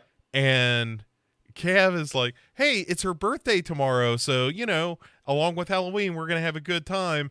And, of course, Reverend Daddy here, who it was just recently accused. It sounds like the worst porno ever. Reverend Daddy. Oh, on your knees. It's time for absolution from Reverend Daddy. And his altar of enemas. Oh, wow. It's not where I thought we were going, but okay. Yeah, I've been in lockdown too long, Bo. And also obsessed with your ass a little more than I would have expected. It's the logical place to go after a year in the house. Yeah, you just reach the point where you're like, well, I've looked at everything else in the house. It's time to get real comfortable with my asshole. It's time I became friends with part of me that I've never really, shook hands with. Yeah, one of us isn't going to be happy about the next 24 hours. But after that, we're both going to be especially happy. I don't know what that means. Anyway, so, but Reverend Daddy is like, happy birthday, Sarah. He is like still giving her shit. Well, of course. Which I kind of love. He's still giving her, because in his head, does he still think she is behind it? Because this is what I was kind of thinking, like, when I was watching this here, because I was like, the previous episode, what you asked me at the end of the last episode, what I thought was going to be the big revelation in this one, and my big theory was one that Dylan was going to come back and save the day, which we're going to get to that. But the second thing was that the father was in on it. Right. Yes. And I thought that was a real good call, but not the case. No, because once again, why? Why would they do that? Why would they give us that? Well, he's been feeding his son religious sermons, which his son is taking. No, that we're not going to do that. So I think when he comes in and does this, he still blames Sarah. I think Sarah's behind it. Or just but it's doesn't just trust her. It doesn't make any fucking sense at all, because it is very much like oh, look who's here. It's Sarah. Right. Ooh, whoop-de-doo, Sarah. That's right. Oh, what are you doing? Oh, it's your birthday, is it? Have another year on this planet, did you? Oh, that's great. You know, it's so sarcastic for a man who's literally preaching turn the other cheek. He's very... He likes to hold a grudge. He's an Irish priest. Sarah has to go. And thank God, because this scene is excruciating. Because Cam, I don't know what it's about. Like in this last episode, he does have the characteristics of a trap child. Mm-hmm. You know what I mean? Like he's kind of, and we're going to cut the pumpkin and go trick or treating, and you know, like, and all this, and I'm like, I don't like this. You know what I mean? I like when Cam, fucks off, that River Daddy is just like, oh, my poor crazy ass son. Well, because the thing is, so we get a scene coming up which forces him to think maybe my son is the killer, and he's locked away all these memories in a box not to be remembered. But like Sarah has to go to the shop. Well, man, speaking of plot lines that go nowhere. Why was this even a thing in the show? Out with this is why she's moved back to the town. So her gallery, her art gallery, is now super popular among goth kids. Yeah, and one presumes because of her association with all the executioner murders and so forth. Yeah, but. Oh my God, this is so stupid, Duncan. So it opens with her having this conversation with this like lesbian goth couple. Yep. And one of the lesbian goth girls is like, so can I have any painting that you've painted yourself? Yeah, money is no object. Right. And her girlfriend is like, money's no object. What are you doing? And she says, Duncan. Yep. This is not made up, by the way, ladies and gents. This is how Slasher perceives goth lesbians. Yes. She says, I get 6 figures drinking blood on the internet. I get 6 figures drinking blood on the internet. It's almost as preposterous as in the previous episode. Whatever that reporter who just disappeared. She didn't come back for the last episode. No, Lisa Ann Fellows is gone. She's fucking gone. She gets one line in this episode. Yeah. Yeah. Remember when Lisa Ann Fellows was like, my 100,000 square foot, like the whole state of New York is mine. Yeah. I own Central Park. She lives like it was upper West Manhattan or something, where she said she owned like, it was like 1,000 square foot of property or whatever. And I was like that time going, who is she, Oprah? Well, apparently in this world you can just make money doing anything, because you can get 6 figures for drinking blood, which isn't the issue here. The issue is that this might be a rift in the relationship because it's not the blood of our lesbian lover. I get it from other people. I thought we've had this conversation before, and I'm like, what are we doing here other than a really shallow projection of what you think. By the way, incidentally, a lot of people that will be watching this show are horror fans who happen to like goth music. All you're doing is shitting on your fandom. Right, yeah, it doesn't like the people that would be watching this show. I don't understand it. It's like a needless dig. But then, Bo, our favourite character, who's $2 million in debt, and we've not come back to that. Who's doesn't get mentioned again. Our boyfriend was murdered, who seems to have plenty of money for some day drinking. You know what I'm saying? Uh-huh.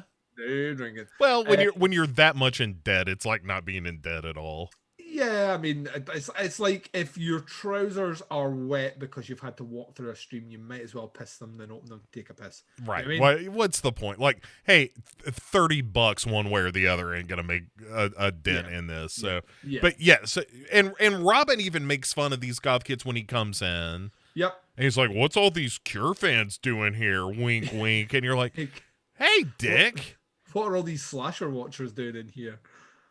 How about just paying my bills? Let's just not look a gift horse in the mouth." And he's like, Look, I've been sitting on, my depression for a while ever since my, husband frothed at the mouth and died on the floor of our home and all. So I decided that I was going to throw a Halloween party in his honor. Yeah, because he loved throwing those parties that apparently were one of the reasons we ended up in so much debt. Yeah, yeah. It turns out parties are expensive when you throw them the way that we did with all the cocaine and all. Mm-hmm. And Sarah's like, look, I appreciate you asking me, but I believe I'm just going to walk the beat and then go home and eat some candy. They're going to send one of my guys to the hospital. I'm going to send one of theirs to the morgue. What are you doing, Jimmy?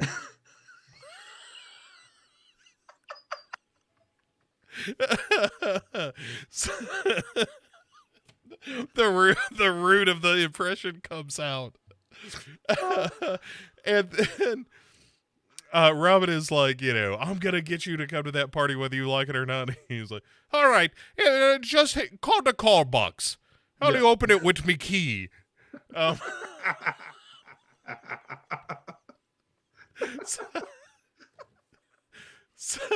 So we cut back to Cam's house where he's doing like marine push-ups and shit.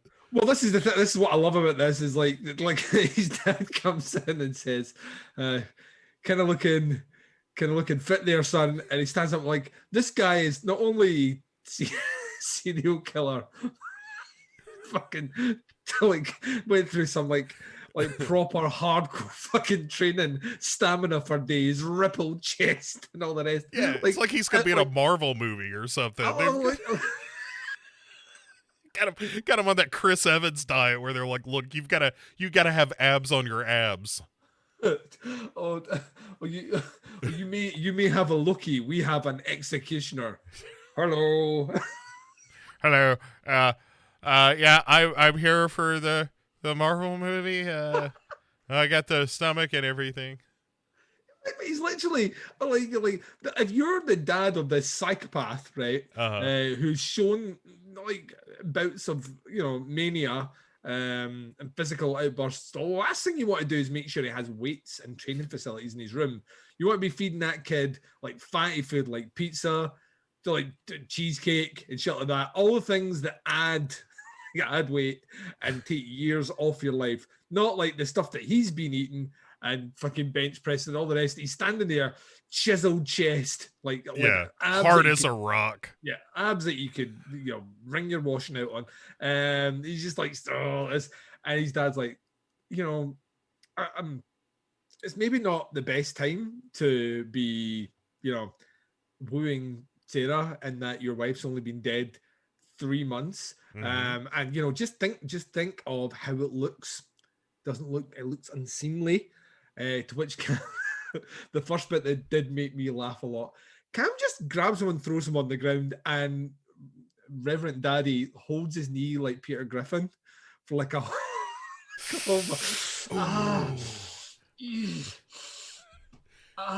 and does he lie? He was flung to the ground. Yeah. Not particularly hard, but he's laboring this like fuck, right? He's not getting up. He's done. He's done. And Cam's like, you're not my real dad. You can't tell me what to do. I'll do what I want to do. Me and Sarah are meant to be together. I love her. And then he's like straight away he's like that. Do you want me to drop you off at the church? It's just I'm driving that way. We could carbon footprint and all that. We could save some cash. I could drop you off if you want. And he's like, no, no, I'm fine, son. It's okay. And then Cam puts his top on, fucks off, and then he like to the priest's credit, he waits until he hears the engine start, which is quite a loud engine considering where we are in this house, and the tire as he skids away. And then what does he do, Bo? What does Reverend Daddy do? Well, he goes ironically into the closet where he finds the cedar trophy box. The really well-hidden cedar trophy box. Right. Immediately finds it. Opens the door and there's a neon arrow above his head. It's here. Incrimination. It might as well have been one of those things where you open the door and a bunch of them tumbled out like shoeboxes, just full of trophies and knives and bloody bits of hair and whatnot. I mean, say what you want to say about Dexter. At least he kept his blood slides hidden behind the aircon unit. Yeah, right. Trying not to get caught. Yeah, not in his shoe cupboard. I mean, it's yeah. What we doing? Yeah. So, I love how he opens the door first, and the first thing he checks is his shirts, as if there's going to be some evidence in the shirt pocket. He just sniffs it real quick. Nope, doesn't smell like death. This is not the starch of a murderer. So, so while we now have Reverend Daddy hot on the trail of his killer son, yeah, Dylan shows up at the gallery where Sarah is fielding more sales from goth people, and even Dylan's like, "What the fuck is going on with these goth kids in here? yeah. They're paying me bills. How about y'all shut up?"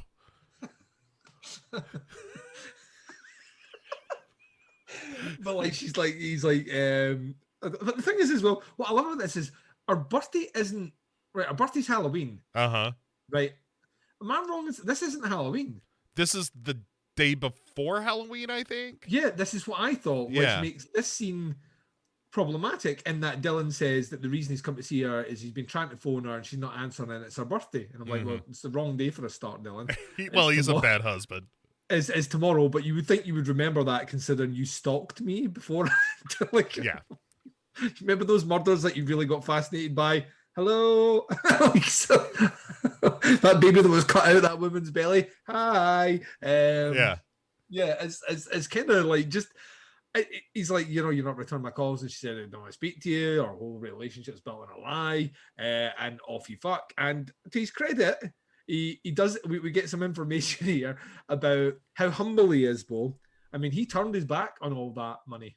He turned his back on the book deal, and now he's a lowly owner and runner of a newspaper. Right. That's what he says. Like, I'm just the humble editor-in-chief of a small-town paper. I'm like, what? That's not humble. That's a position of power. You control the media. Yeah. For a whole town. Yeah, as you proved earlier this year. Yeah, like this is like you essentially have the power to make or break or character assassinate anyone. Like historically speaking, the owner of a newspaper, maybe less now because it's more like media corporations, but the owner of a newspaper was maybe the most powerful person in a town or a city. Like, you controlled what people read, and he's like, I'm just a lowly. I just have my lowly home at Xanadu, and these lowly giraffes, and these so humble tigers that I keep in cages. I'm just a simple people blessed with many friends. Yeah, it's like, if you come to me as a friend, I was like one, great humble brag, bro. Right. Two, like that's not the issue. The issue is not your status or your involvement in the case. It's predicated on the way that the relationship was constructed and built on. It's built on a lie, Dylan. Take the hint and off you fuck. And Bo, he fucks off.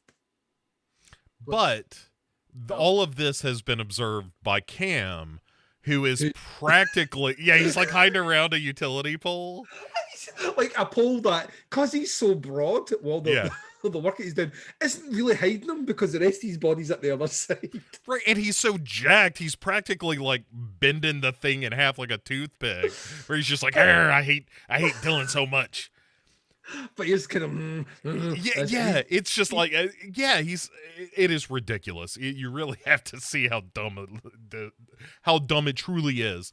And so before he can go after Dylan, he gets a text from Reverend Daddy, and Reverend Daddy is like, hey, I need you to meet me at the church. And he's like, curses, I can't get my revenge on Dylan, I gotta go meet my daddy at the church.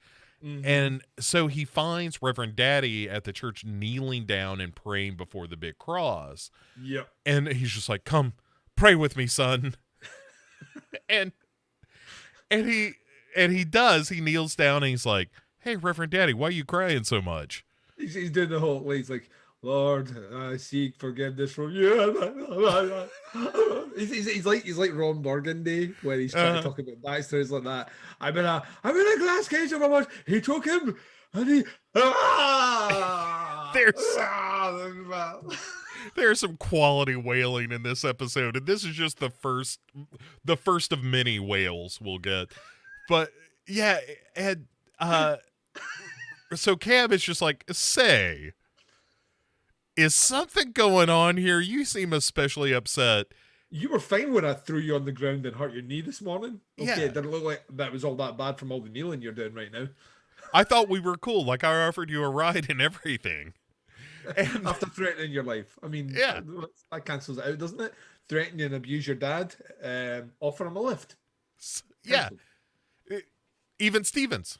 Yep, done.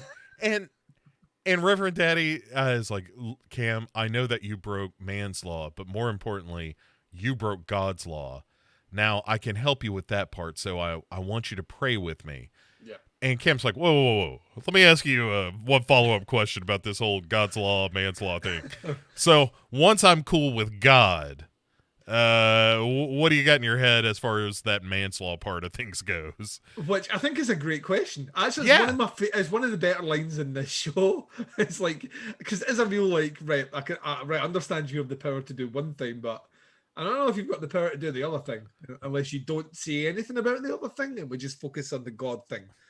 Right. Which is my preference as a killer. You know what I mean? Is that we just forget everything else and we just focus on that. Yeah, I'm sorry for what I did. I shouldn't have done it, God. Please forgive me. 7 Hail Marys, a wafer biscuit and some wine. Yeah. I mean, I can do that. But if it's the other bit where, you know, like handcuffs and prison cell and, you know, you coming to visit me, look at what happened with Tom. He hated those visits. I mean, I don't want to do that bit. Can we just and it hits it with that, am I a bad dad? You know, I knew that you'd done something wrong, and I put it away, and we never spoke about it again. And I loved you, and your mum maybe wasn't a great mum. And I was like, do you think you woke up when she was screaming about child diapers and like forced humiliation and all the rest? But like, I mean, to the Reverend's credit, maybe he's like, I have to do what I have to do.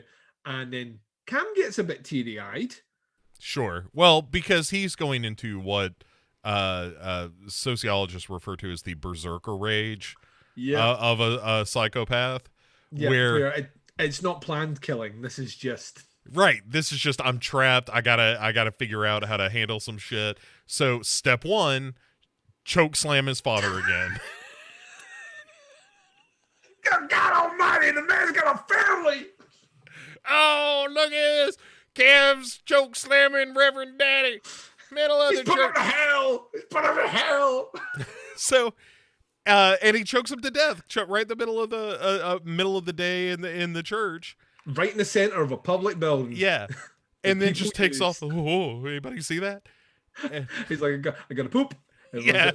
And so he leaves. But I was trying to work this out here because he obviously we see later on he has taken the body from the church. But I'm just wondering how you do that.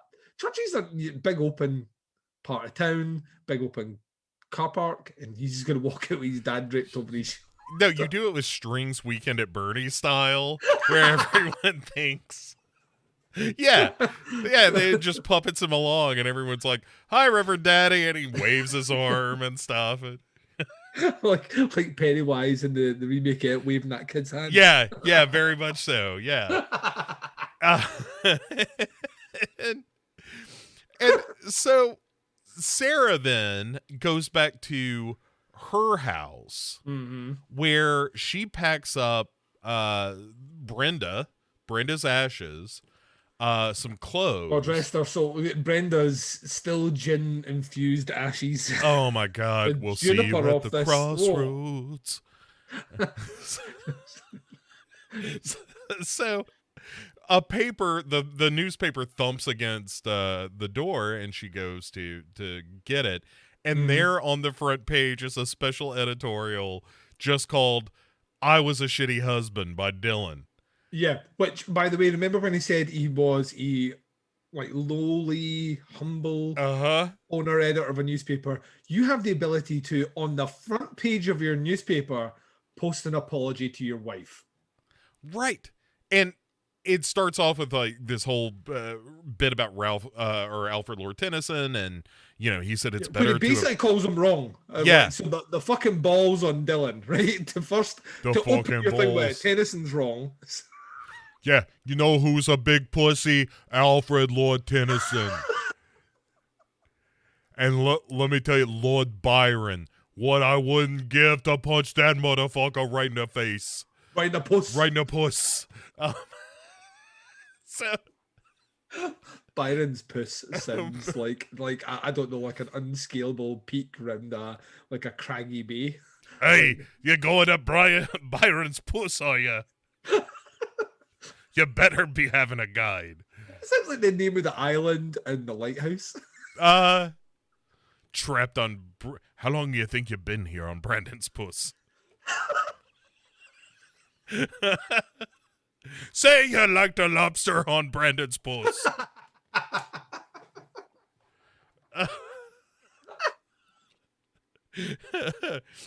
Join us our next episode for a live reading of The Lighthouse. Oh man, we should do that. We could. That's a two-hander. That's a totally doable thing. We could actually do that. All right. Well, after season 2 of Slasher. So anyway, while Sarah is reading all this, we cut over to the police station where Deputy Shawarma. Yeah, remember everyone's favorite goofball? Right, from the last episode and maybe episodes before that? Maybe. We don't know.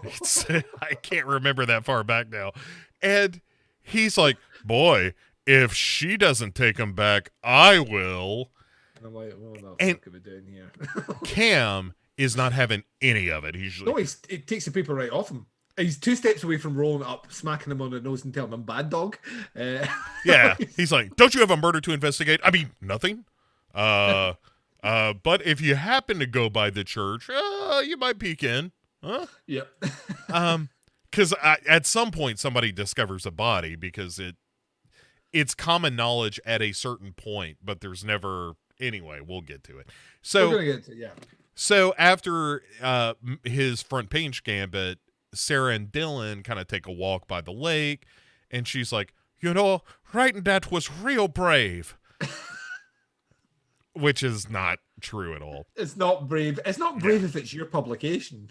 Right. And it also, what does it say? I love my wife and fucked up? Yeah. Doesn't take courage. You'd already said that as well. You've delivered no new information here at all. At all. All you've done is published. You could have wrote a letter. I would have had the same. But anyway, with the dinner, the special dinner that he made right on the eve of them breaking up, Sarah's really easy at forgiving people. But I love this where she's like, she talks about, I wish you'd never come back to this town. And he has a great line actually where he's like that. Well, I would still be, our relationship would have still been built on that lie though. Regardless, you just wouldn't have known. Yeah. Which I think is that's a good point, and I like the fact that Dylan's making that point. However, this character is so much a scumbag for most of this show. I don't give a fuck about him, like, at all. Even a lot of their relationship could just not go anywhere, and I would not care. Yeah. Well, and you also don't really get that turn where he goes from being a good guy or for being an asshole to a good guy. He's just like, hey, I got rid of Lisa Ann Fellows. Like, when did you have that talk with her? Where you're like, she was a pivotal character for episodes, and now all of a sudden she's gone, and we're not doing anything about this. Right. But he tells her, like, I've got nothing to hide anymore. I've laid my soul bare. It's ironic because if we'd met each other now, we would have such a great basis for a relationship because, hey, we could be honest with one another, and I've never been that with you before. Yeah. But this and is also me. That book deal that we turned down would have made us millionaires, but that's okay. That's all right. That's okay. I mean, it's gone. That ship sailed. I mean, that offer is off the table. Yeah. I mean, we would have been rich. Yeah. I mean, we're talking generational wealth where even our kids would probably not have had to have worked, but we could have been philanthropists. But whatever. Meanwhile, Cam lockpicks his way into their house. There would have been the Rockefellers and then us. Right. Then Oprah. and then Lisa Ann Fellows. That's the order of wealth in America. Then Jeff Bezos, and then yeah, we could have had that 12,000 square foot, West Side apartment or whatever the fuck. Anyway, so Cam picks his way into the house, and then immediately, because this show can't be patient for shit, immediately Sarah finds a duffel bag. Because it's in the duffel bag. It wouldn't be hidden. Once again, your murder stuff just seems to be left just lying about the place. Well, but it's meant to be found here because it's Dylan's duffel bag, and inside is a cedar box. It's the cedar box with all the trophies. And she's like, Fate Pigora! He's the killer! What I love about this is there's because time moves quick, right? So there's no he's said sorry to me, we've reconnected, I think we may actually have a chance now. Like the next scene is Dylan in the newspaper room talking about all the trivial stuff, like a cat rode a jet ski and like all the shit stories that the town can post, and then like the full police force bust down the door and fucking arrest him. Like, so she didn't think about this for any time at all, Bo. This remember when she was sympathizing with the idea and concepts of the executioner? Mm-hmm.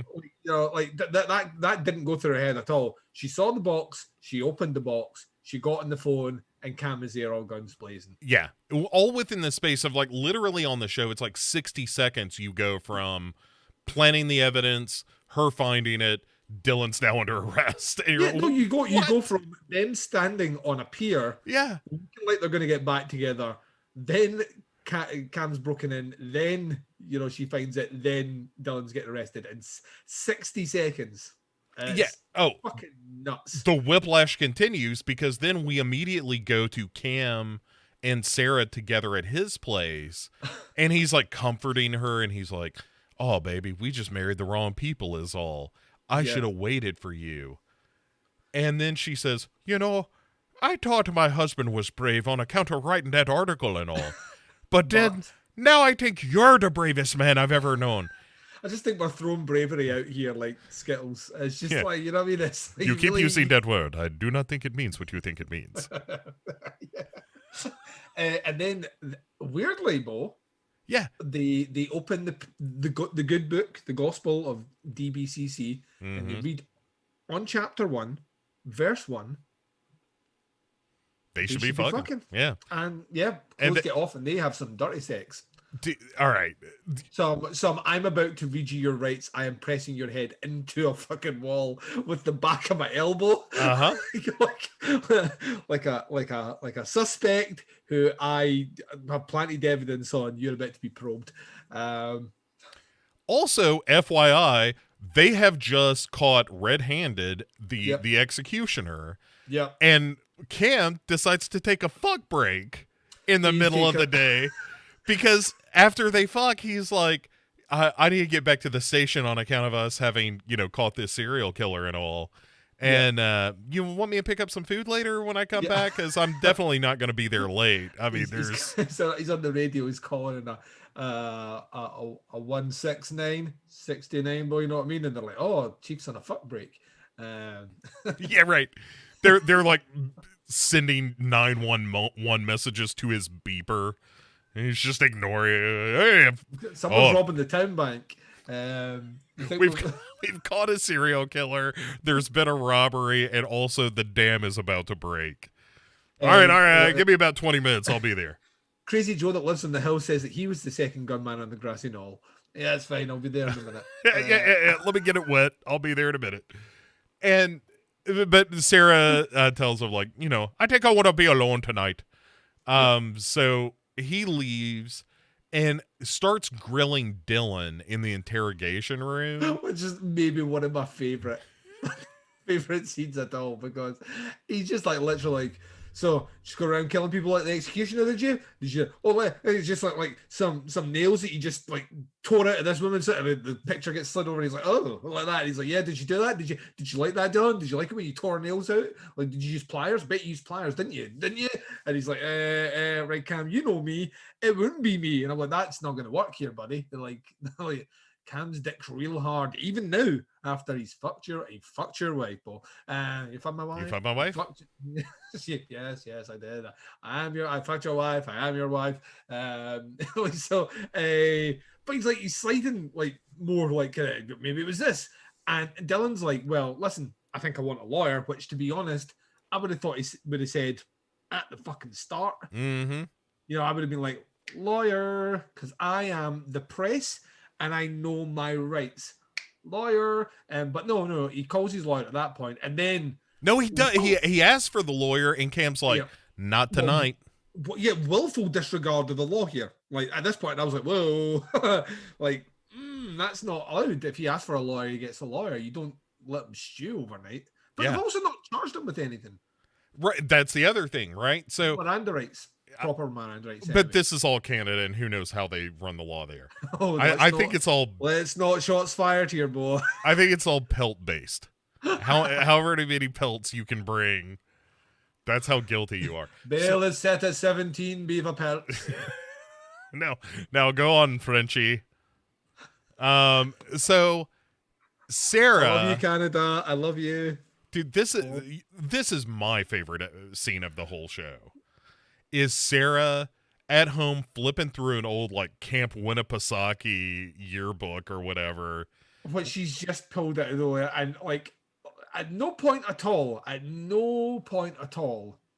because the thing is, and we get it towards the end. She obviously grew up with Cam, right, but she didn't notice Cam, right, which is not what the show has hypothesized all the way through this. It's that they were close friends. They have this relationship, maybe like embers of a passion, which could have been in the past. But no, she didn't fucking know him, because the first thing she sees when she's flipping through this fucking camp book thing, which why would you keep that? But let's get back to the story. She's flipping through it, and she takes a picture of Cam holding what only could be described as psychiatric evidence of someone needing committed. Dude, it is fucking ridiculous.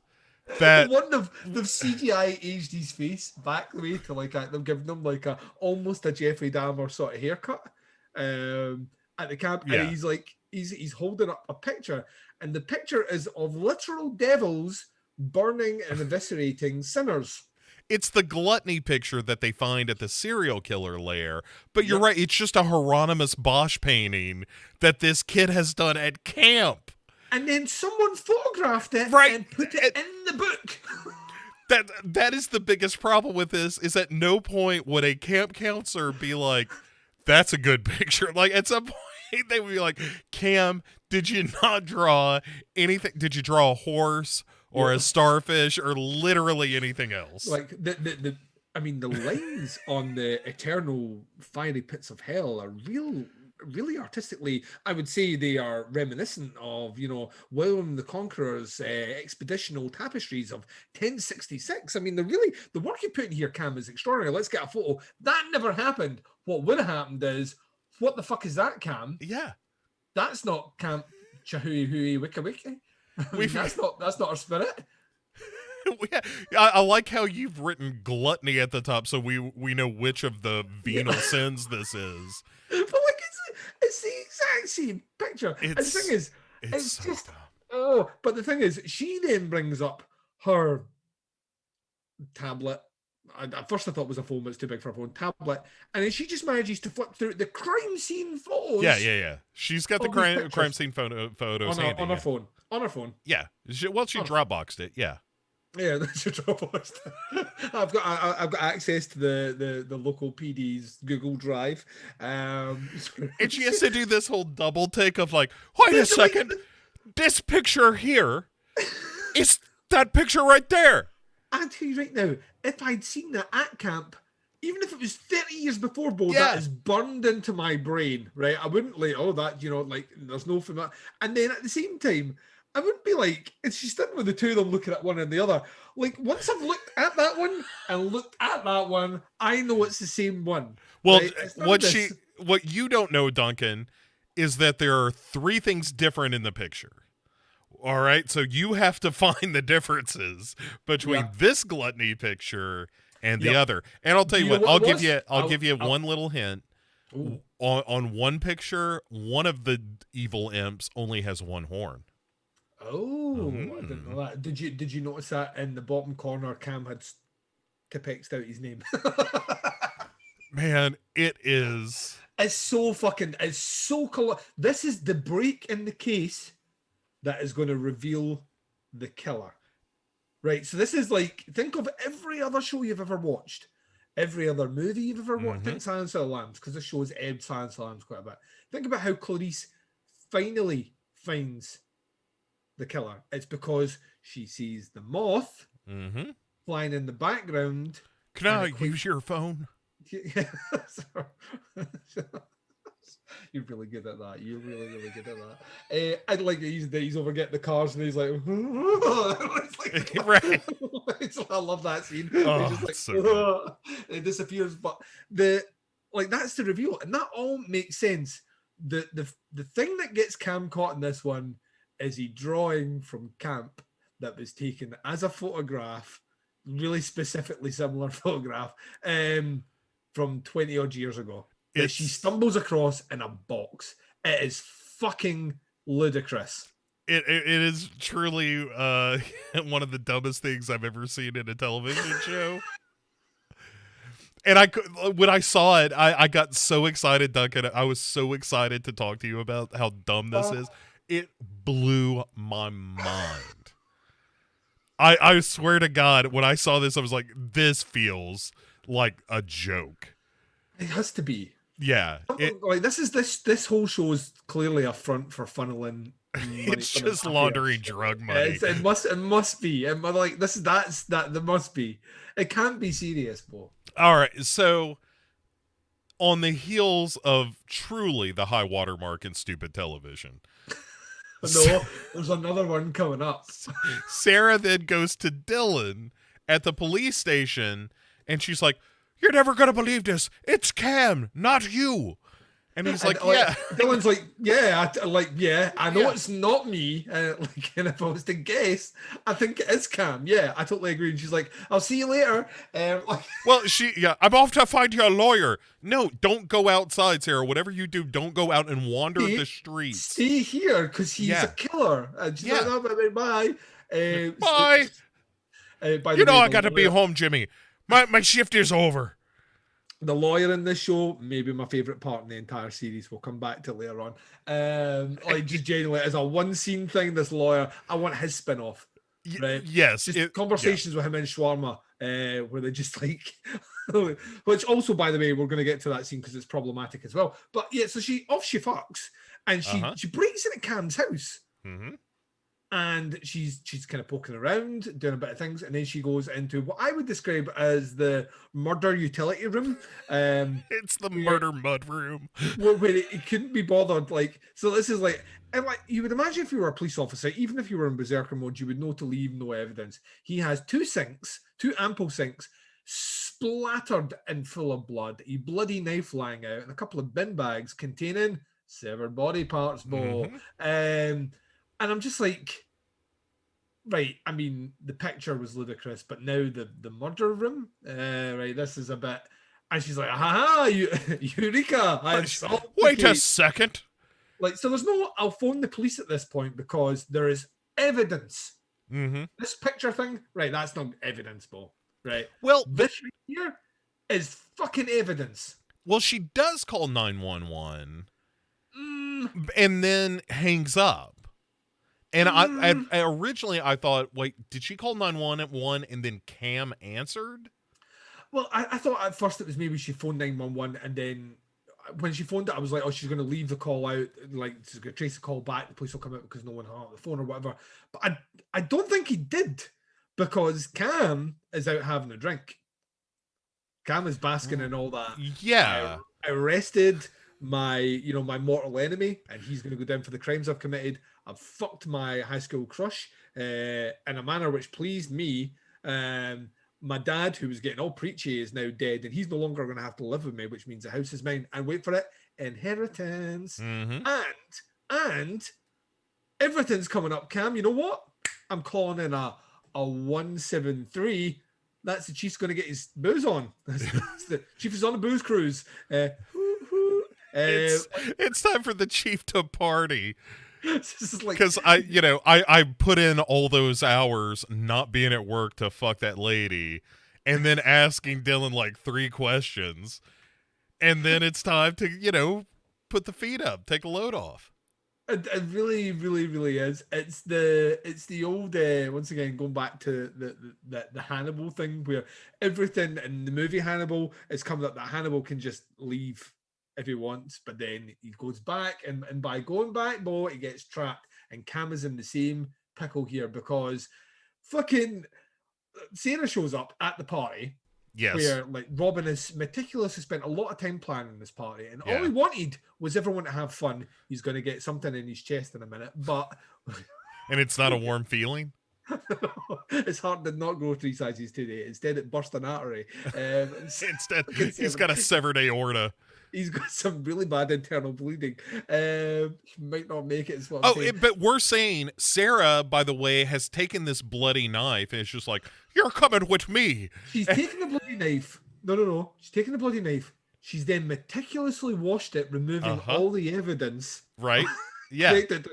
And then has stashed it outside to be used later on. Yes. So she's interfered with a crime. She destroyed material evidence. Right? So, right, she is already a criminal at this point. She's she's a hardcore criminal right at this point, right? So, she's going away is what I'm saying. She's aiding and abetting. She then goes to, she chats to Robin really quickly. It's shit conversation. We don't need to go through it. But she spies Cam. She goes across. Cam's all like, hey, I didn't know you were going to be here. I mean, but it's great though. Maybe if you want, we can do what we did earlier on, because it was kind of fun. Yeah, have you read the book of Duncan and Bo? It has some good ideas in it. I've got some ideas that maybe we could do some role play. Like you're like a drug dealer, and I bust in and get you, or you could be a prostitute and I bust in to arrest you, or you can be a terrorist. But that's kind of we need to watch what we're doing with that. I'm just saying. But she's like, we can totally fool around if you want, but not here. Let's do it outside. And I'm like, okay, but they're still fucking, so that's fine. So they go out, and she gets into this really specific. She's really specific about, you must stand here. Yeah, stand right here beside this neon bathroom or whatever. Yeah, this stand on the X, please. That just happens to be on the ground. So she stands there, and she's starting to do the makey out with him, and she gets, and this is one of the most. Did I see that? If this happened, everything else doesn't make sense scenes in the whole show, because what I saw, and I need confirmation here because I watched it last night. What I saw was her take out the machete, right, and plunge it into his chest. Yeah, no, she stabs him real good here, and it goes deep. Yeah, right, because later on, he doesn't have that wound anymore. Well, he initially falls down and is like, "Oh, Sarah, what'd you do?" He falls down and goes,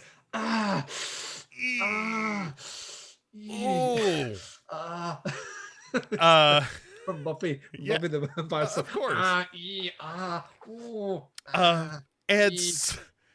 And for a second, it looks like she's actually killed him, because Robin rushes over, is like, "Oh my God, Sarah, what happened?" Yeah, did you just murder the chief of police? And before she can explain what is going on in her ludicrous plot to kill this guy, he just yanks the knife out of himself.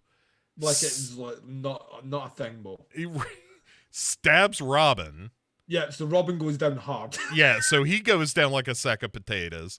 And then Cam stabs at Sarah and cuts her arm. Cuts her arm. Yeah. And she reacts like she's been cut, whereas Cam is not acting like he's been stabbed through the chest with a machete. Okay, so he now goes in, like, Robin's on the ground. He's in pursuit of Sarah. We are Up rushing. the same residential street that has been shot in every single episode of the show. Yes. He's run up a residential street badly, by the way, and he's following after like fucking Jason Voorhees. It's like the T-1000 is after. It's unbelievable. Yeah. It's absolutely unbelievable.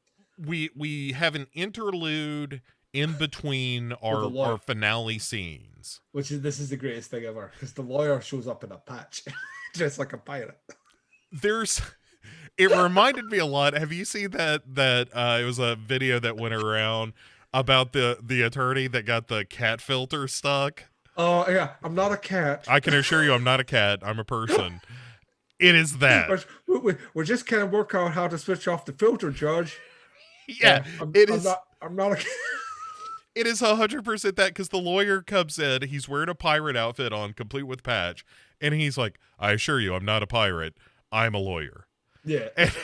It's literally that's your opening line. And then, but like Schwammer's there, right? Now, right, he's Deputy Schwammer, right? But he's still the police, right? Yeah. Right, even if he's a goofball, he's still the police. And you know what rule number 1 in the police is? Don't talk about the police. Well, it's also rule number 2. And rule number 3 is if it's your first time being the police, you must arrest someone. Right. That's the 4th one is plant evidence. The 5th one is, we'll get to all ones as well. But yeah, like he's like, have you charged my client? And he's like, well, I'm not sure. No, I'll go and check. He's right. Like, I'm not sure. And the lawyer's like that. Well, like, come on, Dylan, we're going. Hits him with some habeas corpus or whatever it is. And he's like, right, we're going. And Schwammer just lets him walk out. That would never happen. No, not in a real. Not even Schwammer would be like this. This guy's been brought in because we suspect him as being a fucking violent serial killer who has terrorized the town. And you're just going to walk in and he's going to walk out. Would never happen. So yeah, somebody, even if it wasn't Schwammer to do it, somebody in that building would be like, hey, is that killer just walking out the front door? Hey, everybody, go get that killer. He just walked out here. He walked out with a pirate. I mean, something. Look, I know how this is going to sound. But we have to go get that pirate and that serial killer right now. It's like the start of a Scooby-Doo mystery. Yeah. I would Ruh-roh-ray. That pirate's with that serial killer, Scoob. Right. It's a stupid scene. It's so fucking stupid. But it's only bested by the finale here. All right, so let's finale before the epilogue, right? Right. So this is it. This is where it's all been leading, folks. All roads have led to here. Yeah. So Sarah runs back into her house. Cause let's go back to the scene of the crime. Right. Locks the front door, and then finally calls 911. And is like, "You're never gonna believe it. The executioner is here with a pirate." And they're like, well, the executioner's here, and they're like, yeah, we know he walked out with the pirate. No, the other like, one. Him. This is a pirateless executioner. So what, does he have a parrot? No, there's no parrot or nothing. Oh man, it's so good. And then like on top of this, right? So she's doing this phone, and then Cam, who is a machine by this point, locked doors mean nothing to this guy, Bo. Right. I'm a learning computer. Are you Sarah from Slasher? Yes. Boom, boom, boom, boom. Boom, boom, boom, boom. I want your clothes, your boots, and your skeleton key. He's like, I want your hood and your knife. He essentially gets in, and Sarah's like, oh. Right. So she runs upstairs to do a shining in the bathroom. Oh, so bad, man. And it's clearly a reference to that, and it's just them yelling at each other through the door. Just, Arrgh! I told you to get out of here, you filthy pirate. At this point, this is where Dylan just rushes straight home because he's figured Sarah will be home. I don't get this. I really don't get this. Like, he got out, and the first thing he was like, I'm going to go home because that's where Sarah will be, and hopefully I'll stop her from making a mistake with Cam. So he shows up, has a scuffle. I think it's safe to say it's not a very good fight. It's a pretty bad fight with Cam, and at first it looks like he's got the upper hand, but then Cam, trained police officer and built like a fucking Greek Adonis, you know what I mean? Spins him round and he starts like banging his head off the ground. Right. And the whole time Dylan is like, you fucked my girlfriend. Well, and Dylan is like, Sarah, run. And Sarah's like, hang on, let me get a good look at this. I need to make sure you're okay. She takes a selfie for Insta. For her Insta story. She's like, executioner's got my husband. Like, I accused him wrongly. I'm in the doghouse tonight. Wink smiley. Like, you know what I mean? It's just like, what are we doing, right? Hashtag slasher goals. She runs down the stairs. Cam catches up to her. And then we have another struggle where, like, Cam at this point is just like, he's a machine, right? Yeah. And he like 2 steps away from choke slamming her again. He throws her down. Oh my God. Everyone's got a family. So like executioner's bringing out the signature move. This is the bit that I was fucking powerless, right? I thought I was gonna piss myself. She hits the ground. He gets the machete and he stabs at her shoulder and she goes, ah! It is a bellow.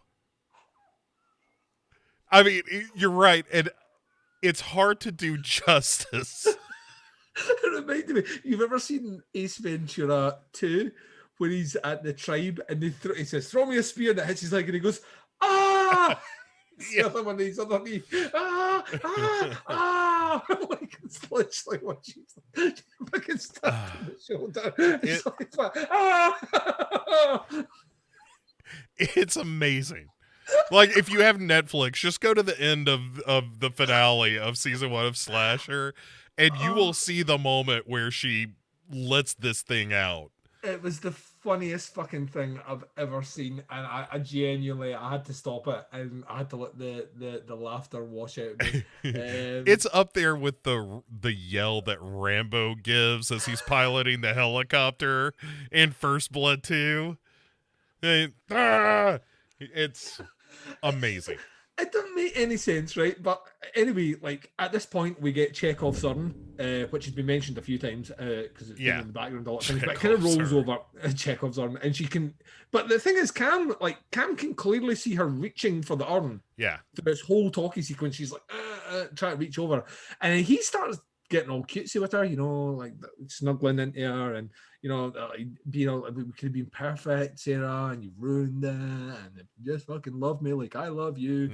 And he then decides he's going to kill Sarah, to which Sarah is like, no, you're not. Here is my dead grandmother's ashes to the head. Brenda's revenge. Brained with Brenda. Fucking, they're like, how many times did Brenda drop a cinder block on an innocent girl? It's kind of that sort of shot. Yeah. Here's my murdering grandmother's fucking ashes, like right off the side of his head, knocks him over. He falls over, and then she hits him out with all this. Like, she hits him with I'm trying to remember the name of the film now. What's the name of the film where he goes? It's the terrible Street Fighter movie. Where it's like that. Yeah, for you it was the most pivotal time in the change of me. For me it was Wednesday. Like, like literally, you should you noticed me and you loved me all this time. For me, it was a Tuesday. I never knew who you were, and I never paid attention. And he's like, don't say that, Sarah. My head's, I'm feeling a little woozy. My dad's gonna be so mad at me. So mad. And so she then gets the knife, and it looks like she's going to kill him. And then, in the most bafflingly stupid thing that's ever happened in television, and it's up there. It's in the conversation. It's in the mix bowl. Dylan comes downstairs and says, don't do it, Sarah. You'll be a murderer. I'm like, listen to Dylan here. Yes. The 5 O's come in. He's the killer. All the evidence links him back to it. But if the police show up, you're going to be arrested if he's dead, and you're going to spend a lot of time in jail before the police before Shawarma pieces together the various puzzles which will prove it was actually Cam as the killer. You're going to spend several days in prison, right? If Absolutely, yes. This is how this works. Also, if you kill a police officer, the police don't ask questions. You know what I mean? You kill an officer, you're gunned down. That's how that works. From the police perspective, what has happened is, due to police incompetence, the primary suspect in a series of grisly murders has been released by a pirate. And is now at his home with the chief of police wounded in their hands. Yes.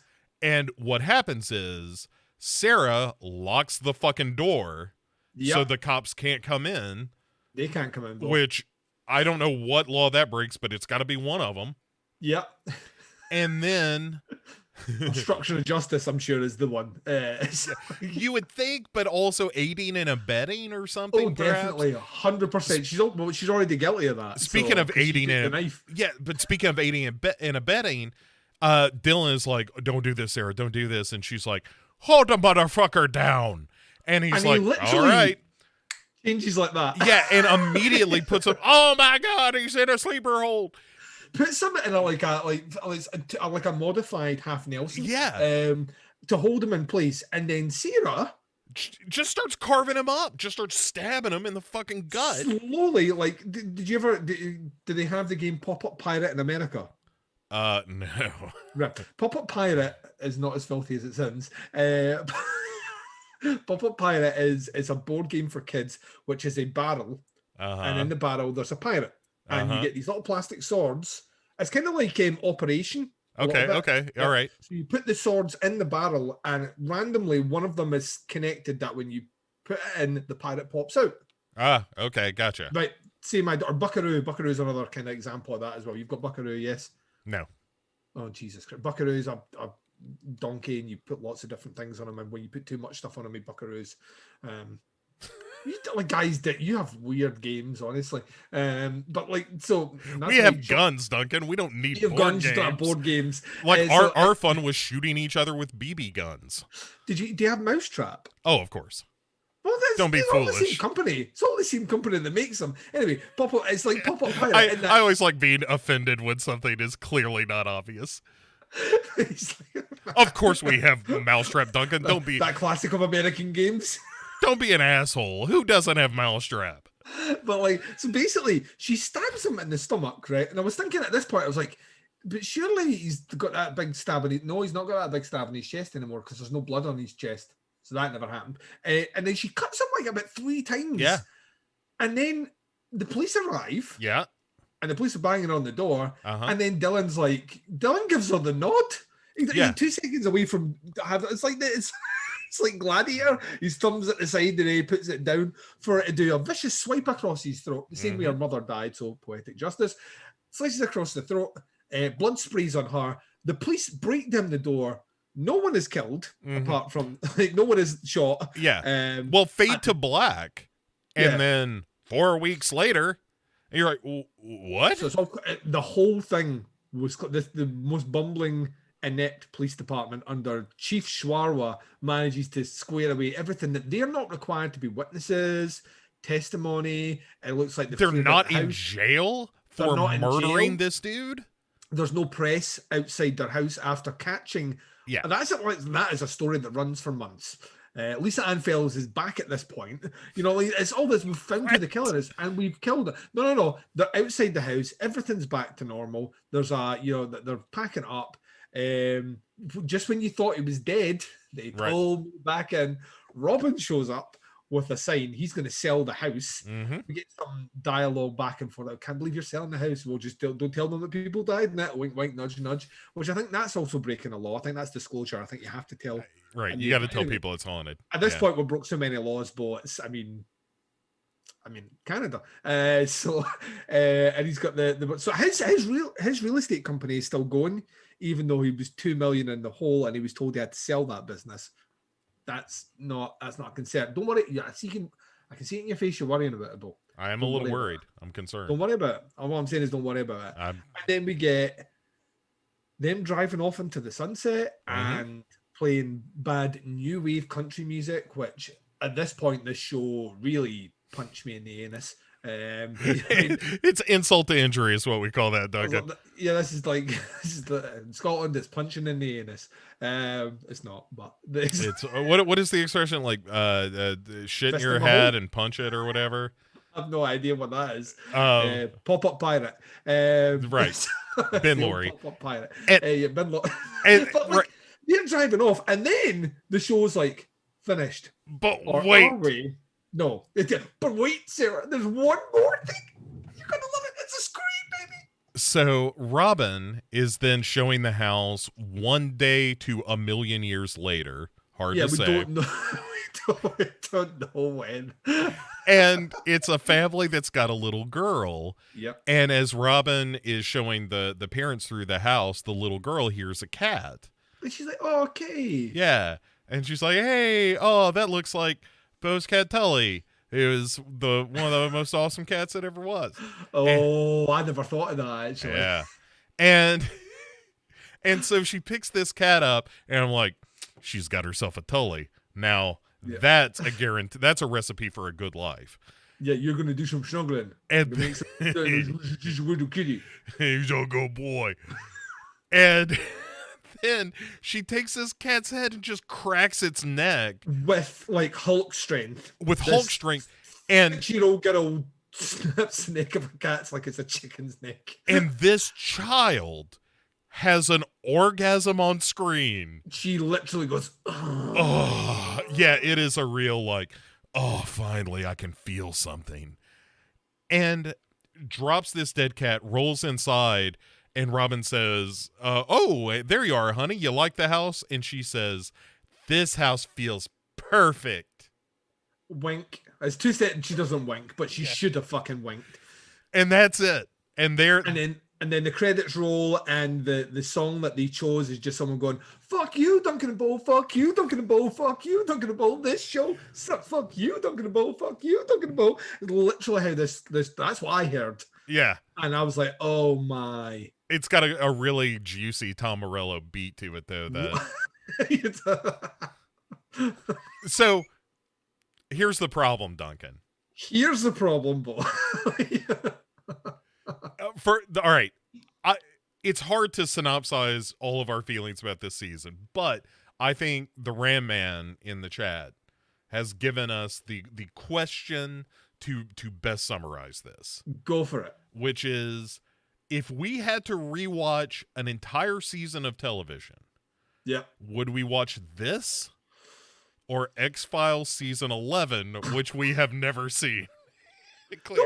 Oh yeah, we have never seen that. Yeah, we have never seen it, but never watched it. But I do remember hearing that there was an episode which we never covered. Yes. In that one, which was maybe one of my favorite ideas and concepts for an X-Files episode ever made, to do with the Mandela effect. All right. And that would be almost worth the price of watching that bad season of television that we didn't watch. Hold on, let me. I'm sure it's in that season that we didn't watch. I'm sure the Mandela Effect one was in there, and it sounded like a really, really, really fun episode. Like when they changed the introduction music, and they inserted them in all the things, and even the cracker joke at the end. So I've been led to believe. I believe that was in season 11. I would watch that episode, having not seen it before, but knowing it in concept, before I watched Slasher season 1 again. All right, let me add this wrinkle and see if this changes anything. How dare you add the wrinkles? Go for it. So obviously Slasher season 1, 8 episodes, X-Files season 11, 10 episodes. So there's more of it, and there's one good thing about it, but that's still 2 extra hours for that. It is the one good thing worth the 2 extra hours. Yeah, because it has characters that I like. Okay. All right. Things I hate. I think I'm with you. Yeah. Yeah. Even if they're doing things I hate, I will be honest with you. the three characters, the three characters that I like in slasher are Brenda, who's not a nice person Yes, and Brenda's amazing. dies like the chief, who was really not a nice person by the end, and the pirate lawyer who's in it for 3 seconds. So that's literally my three favorite characters in slasher. I really didn't like any other character in it at all, even a little bit. So, and I like Mulder and Scully. All right. I'm with you. I think that had we watched season 11 of the X-Files, Which we didn't. which we never would, Never will. but I'd probably watch that over the season 1 of this again, because it's like we've been saying, it's super fun to talk about these episodes. It is no fun to watch these episodes. It's a most chore of the time. to get through. It's a chore to get through. The fun comes out of what I imagine the conversation with me and you is going to be. Yes, and in the finale, I have to admit, I found wildly entertaining because it was just nonsense. It was so crazy that I was like, how are they going to wrap this up in a way that's remotely satisfying? And the answer is they don't. Yeah, it's like someone took the script and said, remember that scene in the movie Crank where Jason Statham has to charge his heart with like an electrical grid? And it's just which would kill any other man, but it juices him up. It's like someone used the same physics logic to write in the script here. Everything is turned up to 11, and that includes all the bad writing, all the bad dialogue, and just the nonsense and nonsensical plot direction of the whole thing is just cranked up to the maximum. So yeah, I'll be honest with you, I am not holding out any hope at all for season 2. I know our conversations are going to be great. And I hope that I get that feeling that I got after watching the first episode of Slasher, where you're like, Duncan, I've got an idea. It's this TV show Slasher. All I'm saying is watch the first episode. And I watched the first episode and I come back to you and I was like, this is begging for ridicule. Yeah. We need to do this. And it has. I mean, it's proved to be dumber and more frustrating than even that first episode even dare to assert itself as potentially being. Yeah. Like the first episode is really bad, but it gets worse, which is first episode surprising. Might be the best episode in the season. Whichever one is the one where Brenda shows up for the first time is the best episode. Good. That's good, but in the first episode we get the death at the beginning and we get a kid bludgeoned to death with a baseball bat outside and then dragged away up a street.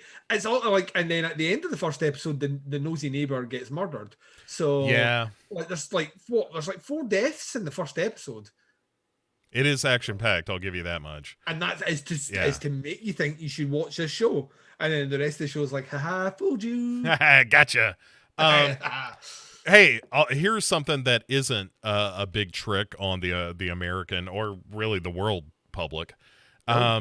It's that if you miss this in the up front next week, 2 weeks in our normal live slot in a fortnight, Bo. In a fortnight, there will be a special in-betweener episode before we start Slasher Season 2, which is, of course, the slashing, which is, of course, Duncan and I going track by track through the very first Duran Duran album, giving little reviews and impressions of the songs in track order. We're going to be using the original 1981 release as the basis of this. Mm-hmm. So, you have like basically 2 weeks to source that album, which is not difficult to source. I'm just saying it's on Spotify. If you've never listened to it before, listen to it. Even if it's not your sort of music, listen to it and then join us as we do something we've never done on Duncan. I do loads of music reviews in other capacities, but I've never done a track by track review of an album before. So in that sort of format. So I'm very excited to do it. And like Bo mentioned up the front, we happen to both be big fans of Duran Duran. So yeah, it'll be fun to be like, all right, this track is kind of shit. But but this is the filler. Around this is the slasher of this album, Bo. But around the corner is Rio, and we all know how that goes. Dancing on the sand, Bo. Hold it. Hold. Hold, we're historically inaccurate. Uh, Hold. So that show, as we said in the upfront, it will not be live, but it will premiere during the normal Duncan and Bo time slot at 10:30 Eastern time in 2 weeks. Also, in those premieres, I'll be around to kind of watch it with you guys. So if and Duncan may be as well, but I will make sure I'm there as well. Yeah. So if So you can want ask to us watch questions, it, yeah, when we drop it, and hang out and chit chat with us about Duran Duran and stuff, and or music in general, then feel free to. And then if that ain't your cup of tea, a month from today we'll be starting season 2 of Slasher. So don't hey, there's no crying in Slasher. Are you crying?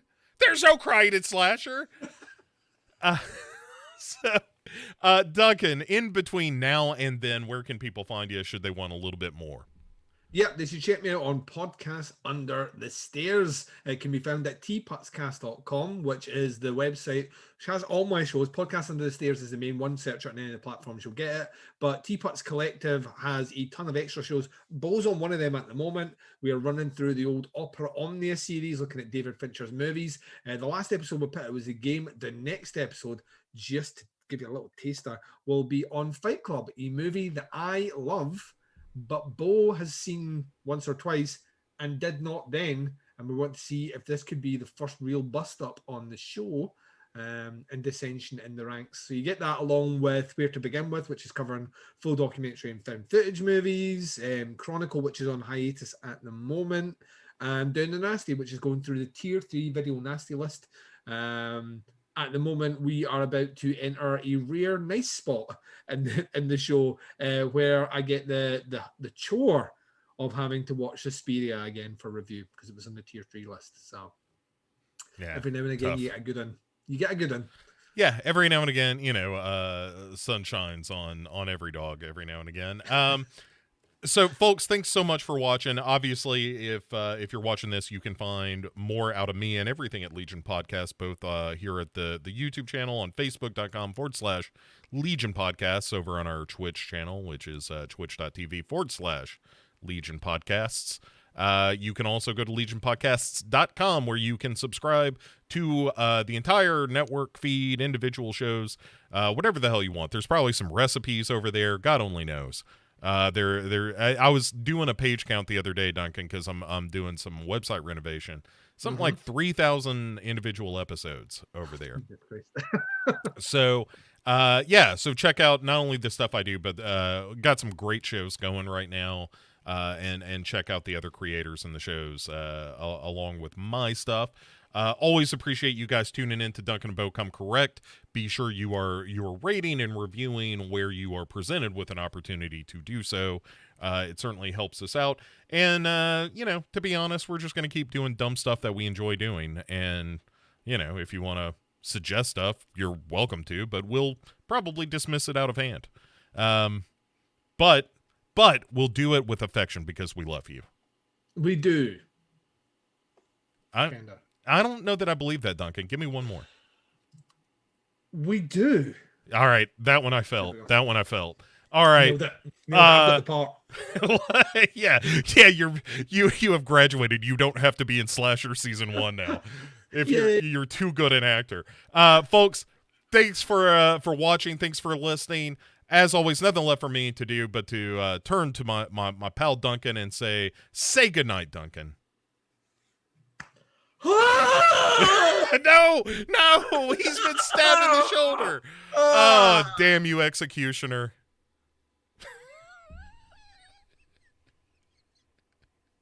All right.